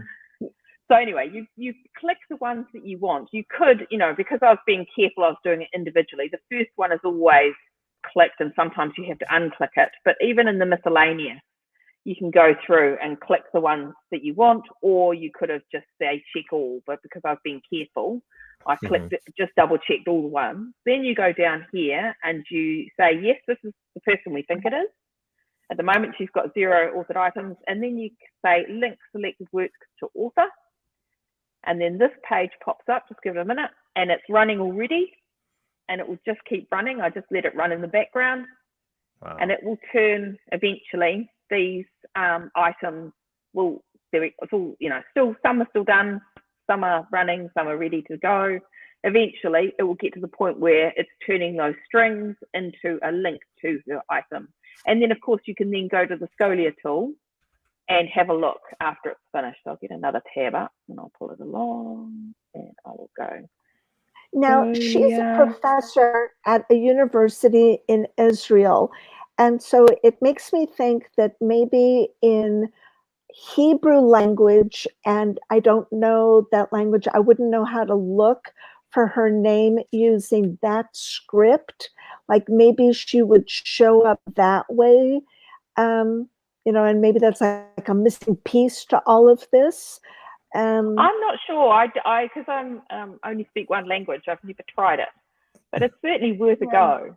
But can I just point out, before, if we'd searched her name in Scholia, nothing will have come up. And now we've got these articles, the starter. Whoa, that's great. Whoa. This gives us this information. Because we've linked it, nice. Show us information is coming up. This beautiful is this depiction. Scholia? What is it? Yeah, this is Scholia. Okay. So this is look at that. Tool, which explain again, to the audience what they're looking at. Yeah, all it is a query. It's several Wikidata queries, but it pulls the information, obviously, from articles that she's been linked to prior to doing the author disambiguation and actually physically linking it. None of this would have come up. Right. So, and it's obviously really important. I mean, she's massively important. Look how many places she's published. Right. And this is my favorite. That's so cool. I love the co-author graph. I adore this. And so to reiterate, Siobhan, let's put it this way: before you executed all these edits on Wikidata, you could not have shown this, right? Because it was just a free text string in the author name string. It wasn't structured; it was just bytes. But after you created her Wikidata item, and then the author disambiguator now for each of those papers points to her as a Wikidata item. Yeah. This, what we're seeing in Scholia, is instantaneously available. Is that right? Yeah. Because it's all Sparkle queries. See, and there she is. She's, instead of being an author string like these people. Right. She's now an author. Scholia couldn't do anything with these people. I don't think. This is my understanding. Right, but because we've linked her, this paper can then feed into Scholia and give her, it's just amazing. Anyway, I'll stop sharing. It is really amazing. I mean, she's an epidemiologist, definitely a woman scientist, someone dealing women in technology. And until yesterday, no Wikidata item. Until yesterday, there was all these articles that she was either first or one of the other authors listed, but as an author string instead of a link to her. And now look at what we've done. And the other great thing is that there is now a Scholia template that you can now put on the Wikipedia article, so that a person who's coming along to a Wikipedia article can just go click and they can then see all that visualizations of data themselves. So it's constant, beautiful circle of improvement. Which is why disambiguation is so important. Everyone should be disambiguating. Yeah, There's You know- a massive amount of disambiguation that needs to be done in Wikidata. I mean, every data people have got, anyone involved in person data will realise that disambiguation is one of the major problems. But, if we've it done can be very nothing powerful. else today in terms of wiki work, this is a public service that's just happened in front of our very eyes in how we have, brought these things together and what we've, kind of done for society through this, one little, not so little kind of edit you did using this particular It's just so tool. easy. It's just the great thing about it is that it's just so easy. Well, if you know the person, if you're aware of the person, if you know it exists. Yeah. Till yesterday, I didn't know this existed, and I only knew it existed because I attended your New Zealand Ada Lovelace Day edit-a-thon, and there were some lovely. You do make me laugh academicians. because I learned about it at WikiSite 2018 conference, and you were there. You were there. And I just think, were you actually in the? I don't know whether it was two different streams, but maybe you didn't attend the one with Arthur Smith doing the tool. Because as soon as I saw that tool, I thought, oh wow, this is so powerful. This is the most amazing tool I've ever seen in my entire life. This has revolutionised my life where Wikidata is concerned, because I was doing it all manually. Oh no! A lot of the time. Oh. Yeah. That is painful, Siobhan. That would be very painful. Well, I'm glad you discovered it sooner than later, because that's yeah, that's amazing. And it's this kind of thing that we need more tooling like this, and not just the tooling, but also the awareness and the training of it, right? And that's why, just doing podcasts like this, I've learned so much from just the guests that are on here, and that's why it's a little bit of a selfish genes, like, we want to inform the public, but I want to learn too, which is awesome. Yeah. Which is a good transition into the other thing that I learned doing this, which is the Raider script that Rosie showed me one time. That was funny because she was just kind of casually saying, "Oh, you guys know about the Raider script?" Like, no. It's like, well, it's how you put projects and ratings. I'm like, what? How do you do that? So Rosie, do you want to show that? Yeah, Rosie, show it on. If you can share your screen, we can set that up while I do the last kind of demo here of what Siobhan did, which I think is amazing. So this script basically takes, or not script, the whole system takes what used to be a free text string here, right? Yeah. And it does all the magic we talked about, and then it basically adds a new property, and you can see I can mouse over it, and this actually points to a Wikidata item, which is newly created, right? It puts in all the structured information, including reference, which is good. We want to know how you got to this, right? And then it erases this. Is that right? It takes it out. Yep, that's right. Because you don't need the author string if you've got the actual proper author link. So, yeah. Right. So, and it copies over the references. So it's just brilliant. It is yeah, it's like okay, one of my favorite tools. Trouble with that, Andrew, with sharing my screen. I think because I'm on Firefox and I forgot to use Chrome. You need permissions. Yeah. So I can mouse it while you describe it. Yeah, if you could do that. So what I had was I had gone to the category on English Wikipedia for women in technology, and there are some subcategories, and one that looks like it's pretty well populated is the one women in electronic music. So the category women in electronic music has a lot of articles, and I thought maybe we could take a look at that and see if we could apply Raider to some of those articles and use that as the example. Okay. Okay, there we are. So let's start at the top. Yeah, let's start at the first one, Charlotte. And okay, so we're looking at an article. You can see right below her name, you can see that it's listing, hold on here while I pull it up also on my screen. It says Aura's predicted quality is start. So that's another, what's the right word, gadget that you need to have installed. so that you can see what ORAS predicts. ORAS is an AI program, and it thinks this based on what editors have scored similar looking articles. And it's constantly learning, right? It's AI. I use that as a go-by, but of course I will scroll through, take a look at the article myself in order to make a decision of what I think that this should be. And to me, it does look like a start article. So when we go back up here, if you take a look at the how you reach scorer from the, for you, is it more, Andrew? No, not talk, but as you want the rater? Uh-huh. So how we reach, there we go. There's Rater. Now, when you click Rater, it's going to show you what's on the talk page in terms of templates for different kinds of wiki projects. You can see you're not actually, you haven't clicked on the talk page. You're still on our article, right? You're still in the article of this person, but you can take a look and see biography from Belgium. You can see electronic music pages included, and Wiki Project Women in Music. And if it hadn't been, that would have been a good one for me to say, let's add it. You can see that it's been rated by someone else as start class, importance as low. And so in my opinion, there's nothing more to do with this one, and we can X out of it. We can leave this one alone, and let's go to the next one. There we go, we X'd it out. So let's go to the next article on the list. Okay.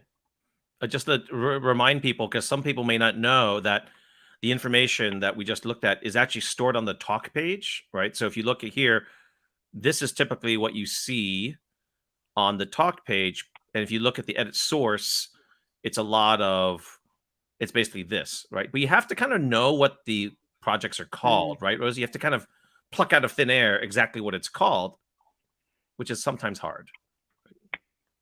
Yeah, and that's why this works out better if you're starting out by using it to kind of focus on a group that you're familiar with. In this example, it's women in electronic music.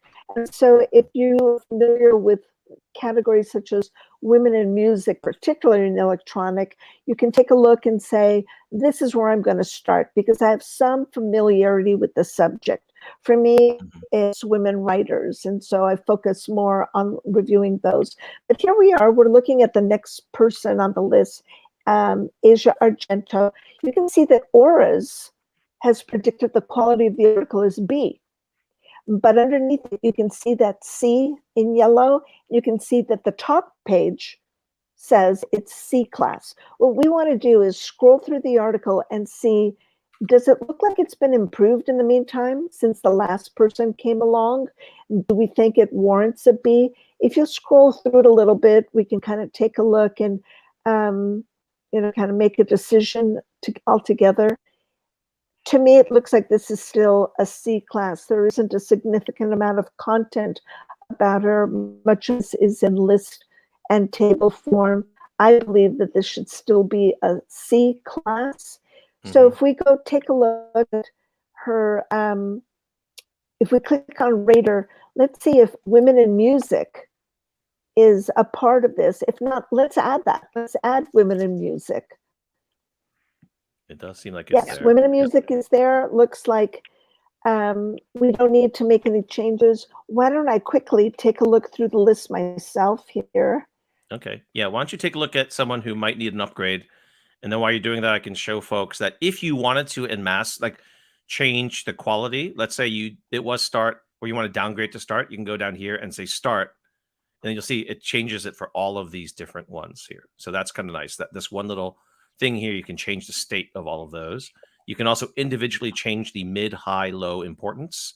So this is huge to me in terms of user interface. It's like the nice thing is that you don't have to guess the names. You can start typing in the names there, right? So you can say, women in business, women in hip hop music, and choose them from a drop down, which is much better than free typing into the wiki source editor, right? So that is pretty cool. For you. I've got one for you. On that list, there's someone who's she'll be up at the top in session. Her name is Alan, Allien. Her first name is Ellen. Why don't we take a look at her article? Ellen. She's the second name on the list. Ellen Alien Right or Ellen Alien? Okay. Great. Yeah, let's take a look at this one. Yeah, so this one has been manually rated as start, but Oars thinks it's a C. Is that what you're looking at? Yeah. That's exactly right. So let's scroll through and see if this article might have been improved since someone came along and classified it as start. I looked at it, we're going kind of quickly through it here, but I looked at it and I definitely believe this is a C-class article. Yep. And so we should make that update. So if you go back up and click more and click on Rater.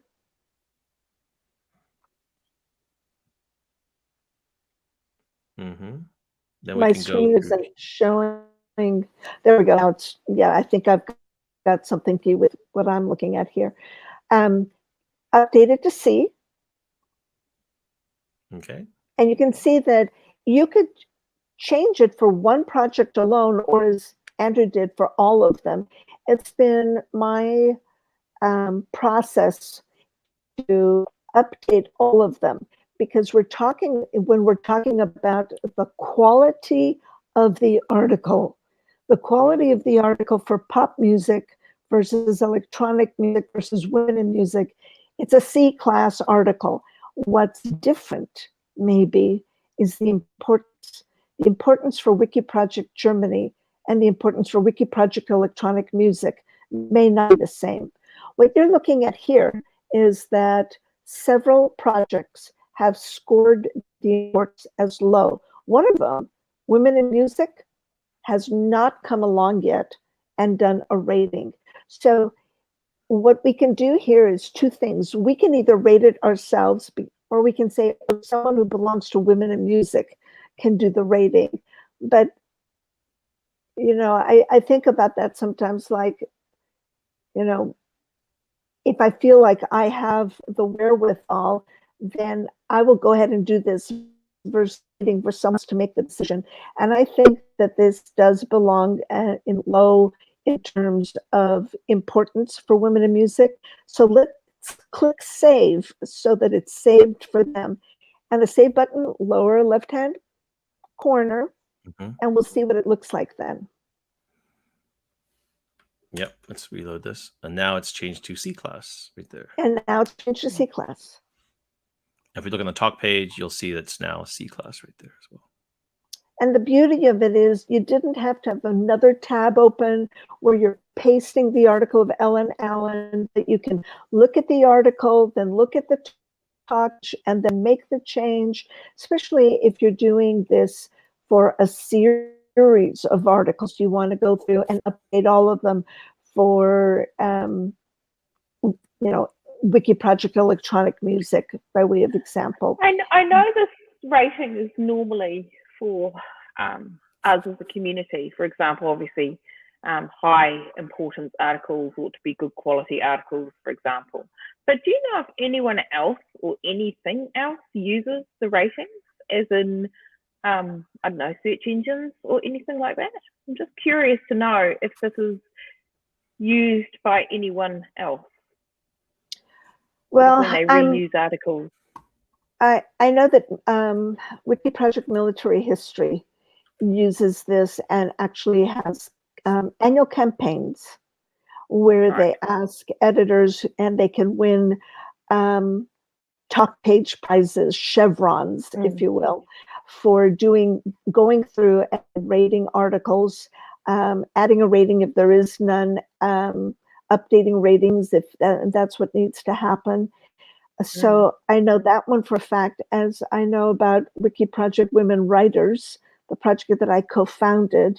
I know that it's important, and I know that it's important to academics who have written to me and have said that, you know, there's a category for Wiki Project Women Writers C-class articles. I don't know quite how to show you how to get to it right now, but they can look at that and they use that information in the research they do, in the work that they do. They don't only focus on the category Wiki Project 20th century New Zealand women novelists, right?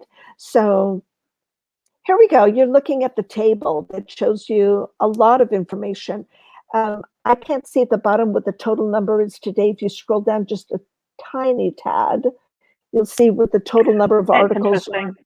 Yeah, we're now at 50,000. So it is actually used, it's just said, you know, that they use ratings at Oxford University when you're researching various wiki things. So that's quite interesting. I just know that not many, I gain the impression, that not many people do ratings in or of New Zealand articles. I don't know whether they do. I certainly haven't come across people doing it. I know that, you know, there's a project called Wiki Project Smithsonian. And so there are all of these people associated with the Smithsonian who they have Wiki Project Smithsonian on that template on their talk page, so that people who are interested in working on articles related to them can go through and see the same kind of table and see how many categories. You can see there are more than 2,000 categories related to women writers. Yeah. Right. Well, it's also, I think it's also a good indicator as to how the Wiki Project's doing for quality. Right. I mean, I would immediately looking at this, I would much rather have like this particular table's great because it's got more start class articles than sub articles. I mean, that for me, that's fabulous. I think it also says to me, just looking at this, I see that there are, you know, the top rated articles that are start class. There's 3 of them. I think it would be kind of important to take a look at those 3, and see if there's something we could do to improve them at least to a C class, but also look at all the ones that are rated high importance, but are stubs. There's 42 high importance articles that are stubs. It gives an indication of what you might want to, you know, work on. Your work. Yeah, I think we've sometimes used this chart as a way to find high impact, easy to do tasks, right? As you said, exactly. If the community's determined that this is a top importance article, but 3 of these are in start mode, that's no, we got to fix that right away. So that's a great place to kind of get people to put their energies, right? So you can see here that or thinks to start, the manual assessment thinks to start, and yeah, it doesn't have tons of references, and it could be filled out more.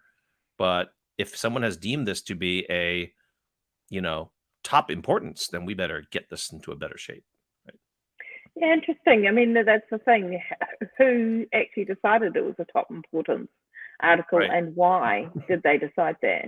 Is there someone going around just top importancing their favorite, I don't know, writer or landscape architects? I mean, obviously there's 2 of them there, so different people. This one's, you know, book editor, romance novelist, which is great. I love the fact that there's a romance novelist in Wikipedia. That's amazing. And yeah, she's won. Oh, she would be pretty important. She's president of the Romantic Novelists Association. For like forever. You know, it's like 14, and she won the British 25 years. Book Award. So I'd say that it was probably valid, whoever did that rating for this one. But it's something that someone who feels inclined can go through and, you know, review and be bold, and you can change things. And yes, Annie says there are assessment criteria for the different Annie. Absolutely right. And I think, Siobhan, I think you're right in that it's a kind of a crapshoot whether you've seen these tables before, because the energy being put behind this type of effort also tracks with how much energy is being put into wiki projects. And we all know that wiki projects are very uneven. Like, some are very healthy and robust, but the vast majority are kind of, you know, in a weird state of decay. So it might be that you're using old or rankings of importance that are done 5 years ago, but no one has really updated them recently. But well, I've also had people in meetings say, why do we bother with these wiki project things? Why do we bother rating them? Is it actually used by anybody? And you know, my argument would be this, that, as Rosie said, this is a great way to point people to edit in high impact areas. You know, you're doing easy things which would have a higher impact. Right. So, but yeah, I do get pushback sometimes from other editors to say, look, it doesn't seem to make any difference. Whereas I'm thinking, yeah, but if you're looking at it structurally from a structural stand back and look at how good your particular area that you want to focus on Wikipedia is doing, it can be quite important to be able to do these ratings in order to get that structural and overview of, you know, how Wikipedia actually looks. Because the whole point of us doing our work is to try and improve Wikipedia. If we don't know where it needs to be improved, we've got a bit of a problem. Right, Yeah, but it's also for the academics like this. The academics use these tables to help with their research, to help with their understanding of things. They may or not actually be editing Wikipedia, but they use this as one part of the research that they do. Yeah, Nanny's right. It is where the cleanup lists are generated for one-to-one ref as well. So, yeah. No. No, but it's a good question, and we could use more vigor in these areas. And the two main projects I think that you could point to as being very successful users of this, one is the one that Rosie's very involved with, right? Women in Red. And then the other one is the other one she mentioned, which is military history. That is a very vigorous, healthy community around the Wiki project. But outside of those two, as kind of like the real exemplars, yeah, it falls off very quickly in terms of having lots of participation in Wiki projects. Yeah. And these are, you know, Wiki projects are something that's not done across all wikis. We know that there are more than 300 language Wikipedias, and it's not to say that all of them incorporate Wiki projects. English Wikipedia does, but not all the rest of them. Some do, but not all the rest of them.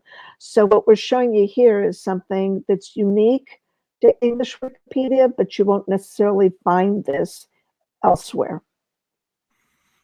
Yeah, I think the writing is kind of on the wall for hand assessments of 7 million articles. It's just not scalable or maintainable, right? So I think OR's version 2, 3, 4, 5, whatever version is probably the future, right? Is that the AI is going to get good enough with enough signal from the article, not only the characteristics it looks like at right now, it does a bunch of measurement of the qualities of an article.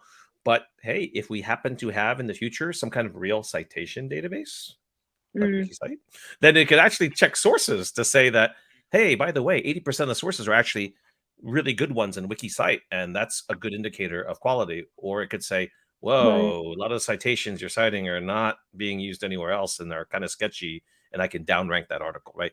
So in theory, in the future, ORs could get better with those types of things. There's another group called Women in Green. The green referring to English language articles that are good articles have this kind of green look to the article name. It's the color green, and that's where Women in Green came from. So if you look here, you can see that there are 550 women writer articles are good articles, and that are classified as good articles. And so that's kind of helpful, right? To know, you know, what are some of the best articles that we have on Wikipedia? What would the featured articles and the good articles? And I think this kind of table influences the people who want to significantly improve the quality of an article, really spend time working on it and bump it up from B class or even C class to make it a good article, which has to go through a rigorous peer review process. You can see that there's 550 of them within the Women Writers Wiki project, and maybe you want to try to get that up to 600, and you can use this table exactly to kind of look and see which ones are going to have the most impact, which ones are rated top importance, high importance, maybe even mid importance. Well, let's focus on those versus some that are maybe classified as low importance. There's 395. Well, let's look down the B class. You know, how many of those can we bump up? We call them bump them up so that they can become good articles. You probably would want to Wellington. Yeah, in our Wellington Wikipedia meetup, the group decided, because we'd never done this, none of us had done one person, so I tell a lie, one person had started exploring the good article process, but the majority of the people who attended the group had absolutely no idea how, including myself, how to get an article up to a good article. So we, as a group, decided, right, we're going to, attempt to edit an article up to good article status. And then it was me who sort of pushed this project. So I'm the one responsible for responding to all the actual comments through the good article. But it's the group of us are participating and watching and also helping improve the article while we go through this process. And it's really interesting. It is a very interesting, very thorough process to ensure that your article gets good article status. And it's been, a really interesting collaborative effort. Still haven't quite got there yet, but we are getting there. Yeah, it's not a process everyone gets involved with. I admit I've never gone through the good article process, and I'm an 18-year veteran. I highly recommend it, because it's certainly for the group who are wanting to learn how to improve an article properly. You know, that we're learning all of us are learning new things about what types of references, how we should reference, archiving the references so that they're always there, so you don't get the bloody dead links. Is that a criteria for good article? You have to archive all the references? Well, that's a self-imposed criteria for me. Right. That's good. Because I find that the most frustrating thing of all. So that's the very first thing I did for the article that we were proposing, is I spent a day, because it's multiple references, there's loads of them, and I made sure that they were all in the Internet Archive, and that Internet Archive that was referenced actually in the reference section, so that there's always a way to find it. Yeah, because I just regard that as just so important, because I do One Live, One Rest stuff every year, and it drives me insane. So it's just an area I like focusing in on. Yeah, but, and if folks, and do you use this tool? If folks didn't know, you can go, if you have the page menu here, you can say fix dead links, and then you can. No, I didn't. Ooh, we got to show you then. So yeah, I don't know about that one either. Oh, okay. So let's say if you're on a page, right, and you have the page menu here, you can go in here, and under tools, you can say fix dead links, but then you can also say add archives to all non-dead links with that. Oh, that's so funny. How do you get that page bit on the How do you get this menu here? How do you get that? Where do you get that from? Oh, I think it's preferences. Let's take a look and see. Okay. Because I've got more, but I don't have preferences on it. So. Let's say. Sorry, because this is I did it all manually. What? Wait, you do it manually? I did it all. Oh, that's painful, Siobhan. Here it is. This is it, right here. I think it's this one. Appearance. Okay, cool. Sorry. This is the thing. Yeah. See, this is why the podcast is useful. You wind up learning stuff you never knew. So yeah, okay. Thank you so much. It's going to save a lot of time. Glad that some other folks are learning about that too. Yes. I mean, it's also a very easy way to rack up a lot of edits, is like to say, go to a random page and say, archive everything. Yeah, the great thing about this is I can pass it on to all the people who've been doing exactly the same thing I've been doing, and say, look, there's an easy way to do this. Wait a minute. So you've been going reference by reference to do that? Yep. Oh my. Yep. Took me a day. Took me a day for one article. I can't imagine how that feels. Okay, let me do something short. Okay, so here's a short article. I don't want to do Agatha Christie. Agatha Christie will take too long, but let's go to tools, fix dead links, right? Yeah. And then you could say help fix the links, or you could say, every reference, go ahead and do that. So you hit analyze. Boom, boom, boom. Yeah. This is hopefully not too long. And then it will go through and it will fire off and archive that, and then place back into the references the live link and the archive link. I wish I'd known. Oh my gosh. Yay! Oh, Andrew, you've just made my month. Because this is the thing, you just don't know how to do it until someone tells you. You don't know these things even exist until someone tells you.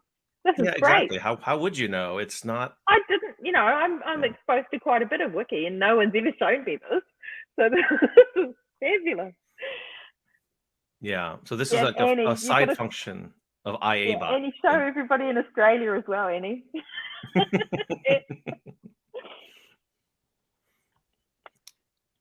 Annie says, this is absolutely amazing. Annie, plus here. Okay, look at that. So look at all the modifications. It's added the archive, all that stuff. Yep. Oh, that is So let's go back here. Look, here's the diff. So look, it's actually added the web.archive.org link there. Boom, boom, it's going to revolutionize my life. It's almost as good as also disambiguation tool. This is why we do it. I learned something, you learned something. This is really cool. So you view the history and you can see it says rescuing 15 sources and tagging 0 is dead, right? It hasn't really rescued, but it's made changes to 15 sources there, and you can see it's made a pretty significant edit there because it's putting all that stuff. But it's really important. This stuff's really important because you don't. The number of times I've come across a dead link that no one ever saved to the Internet Archive because I go look, and it's very, very important work. So that's brilliant, and you've just made it so much easier. Oi, I don't even, my head hurts thinking about doing it one by one. I know. I am so impressed. What a service. Yeah, that's brilliant. You do find users that, I don't say that's all they do, but that's kind of their primary role, is to go to like articles about current events or late breaking news. I've seen this happen a number of times, and their value in the value chain is to run that tool on a bunch of different articles. But that's useful, very useful, very important. Extremely important. Yeah. Because they've preserved that page, to make sure it's accessible in the future. So I definitely encourage you to look at some of the other tools. I mean, there's all kinds of I'm going to now. cool things to look at. I think I have a lot enabled. So much for women in read editing. I'm going to be concentrating on the tools for a bit.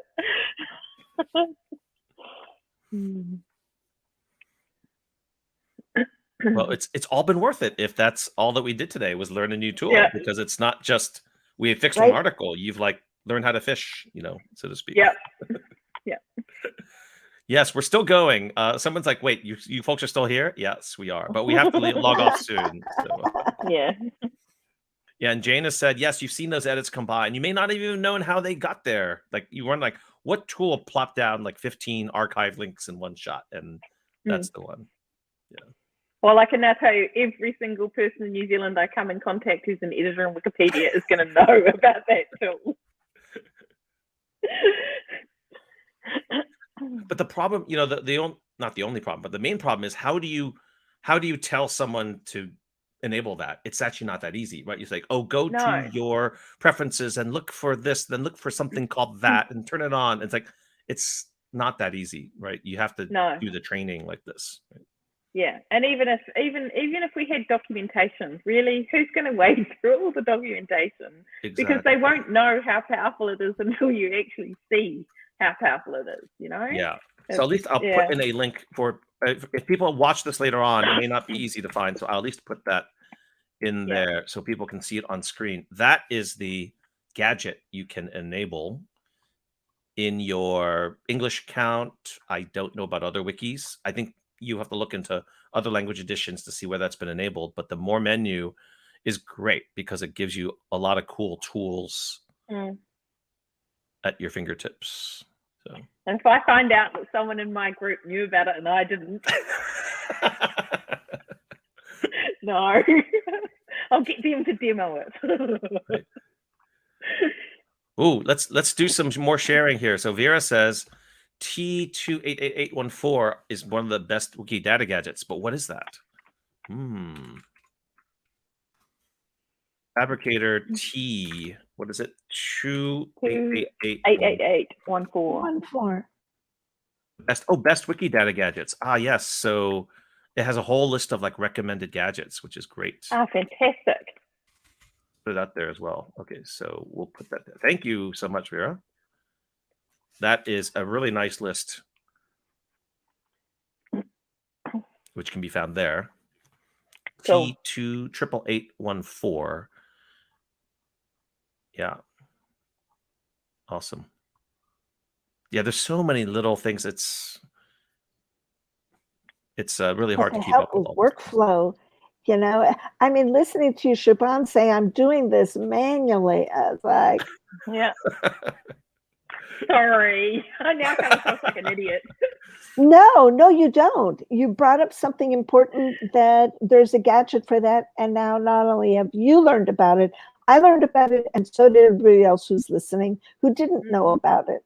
So maybe I'll close with one last thing that Rebecca had actually brought up, but we didn't get to talk about very quickly, which is, I don't know how many people know about Stack Exchange, but Stack Exchange is a very popular site out there for coders and programmers, and it's basically a Q&A site for how do I write a program that does X, or if I got 1,000 names, I want to sort them by middle initial. How do I do that? And it's like amazing resource. It's the ability for a computer programmer to say, I don't know how to do X, and find the answer in 30 seconds and have working code.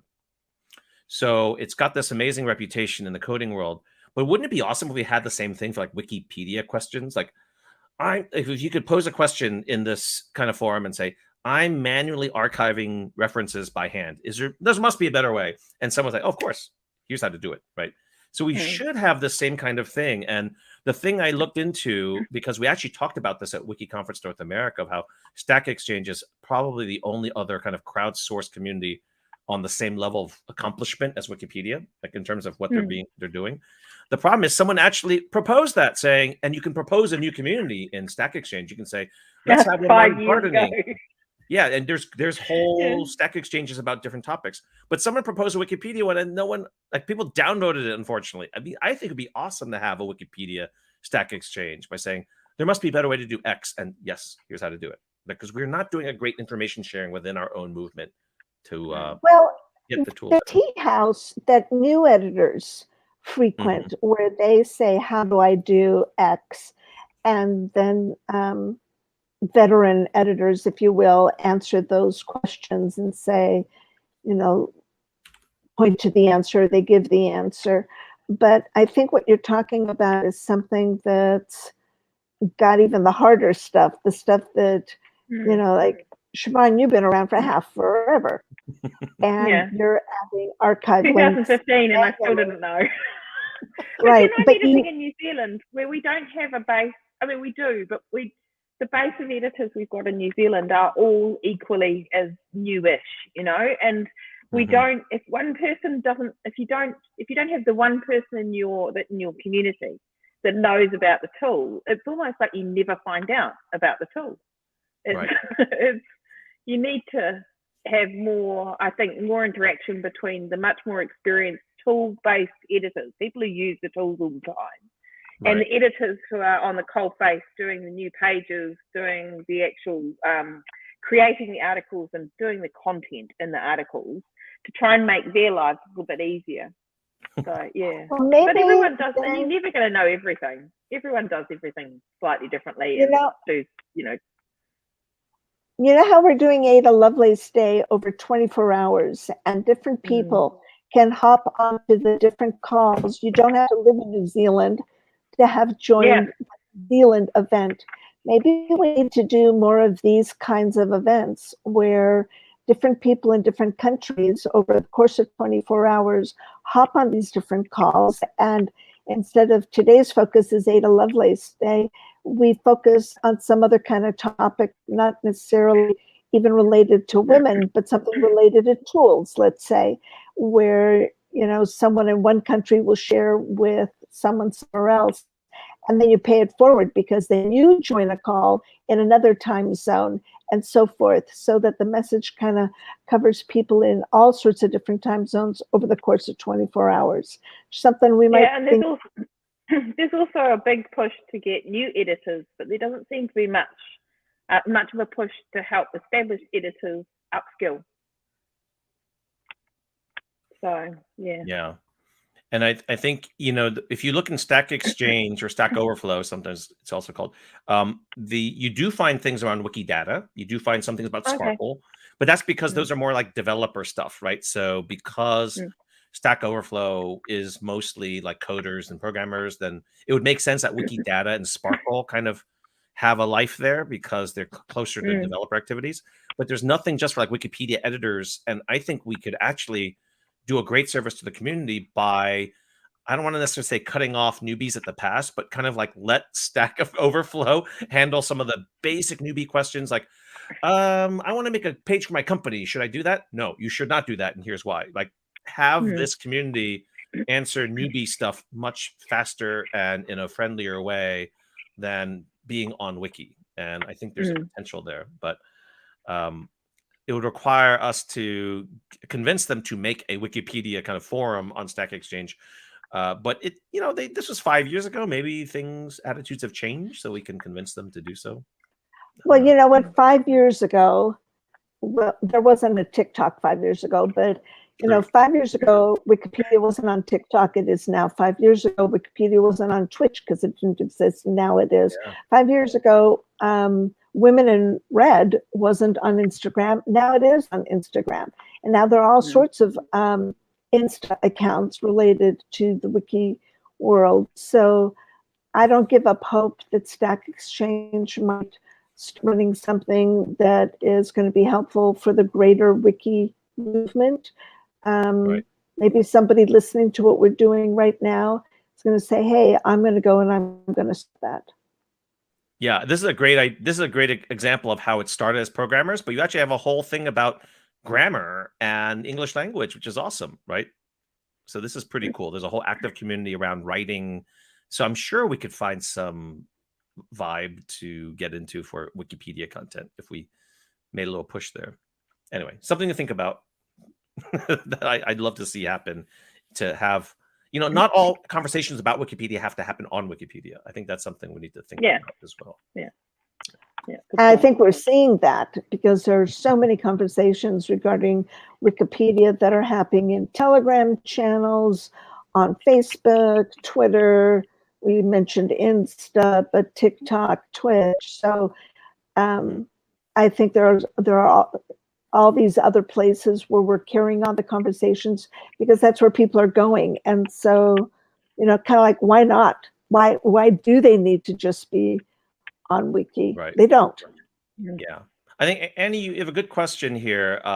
But I think the reason why is because Stack Exchange also does have quite high SEO juice with Google. Like, it does come up a lot on Google searches. And if some folks find that Stack Exchange forum or software more friendly, and it tends to be because you actually have like hard ranking of up, down, and telling, ranking whether questions are friendly or not, things like that, then it could be an interesting adjunct. But I think you're right that we wouldn't want to replace it. But I think more ways for people to find Wikipedia useful would be nice, and maybe Stack Exchange is one area to do that. But thanks both of you and all the folks out there who helped make today a success. We actually wound up not talking that much about women in computing, but I think we hit about a lot of interesting topics related to gender gap and how to be more efficient editors. And I'm so happy I saved Siobhan maybe 1 million keystrokes. Hours and hours. Hours and hours. And that I can now use to improve women articles. Rater and the archive link, and then I can use a disambiguator to not have to edit 1,000 Wikidata items. So thanks so much. Thanks, everyone. Thank you.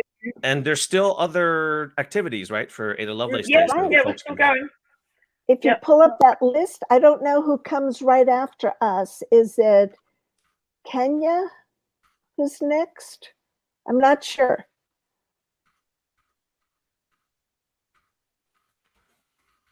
I don't know either.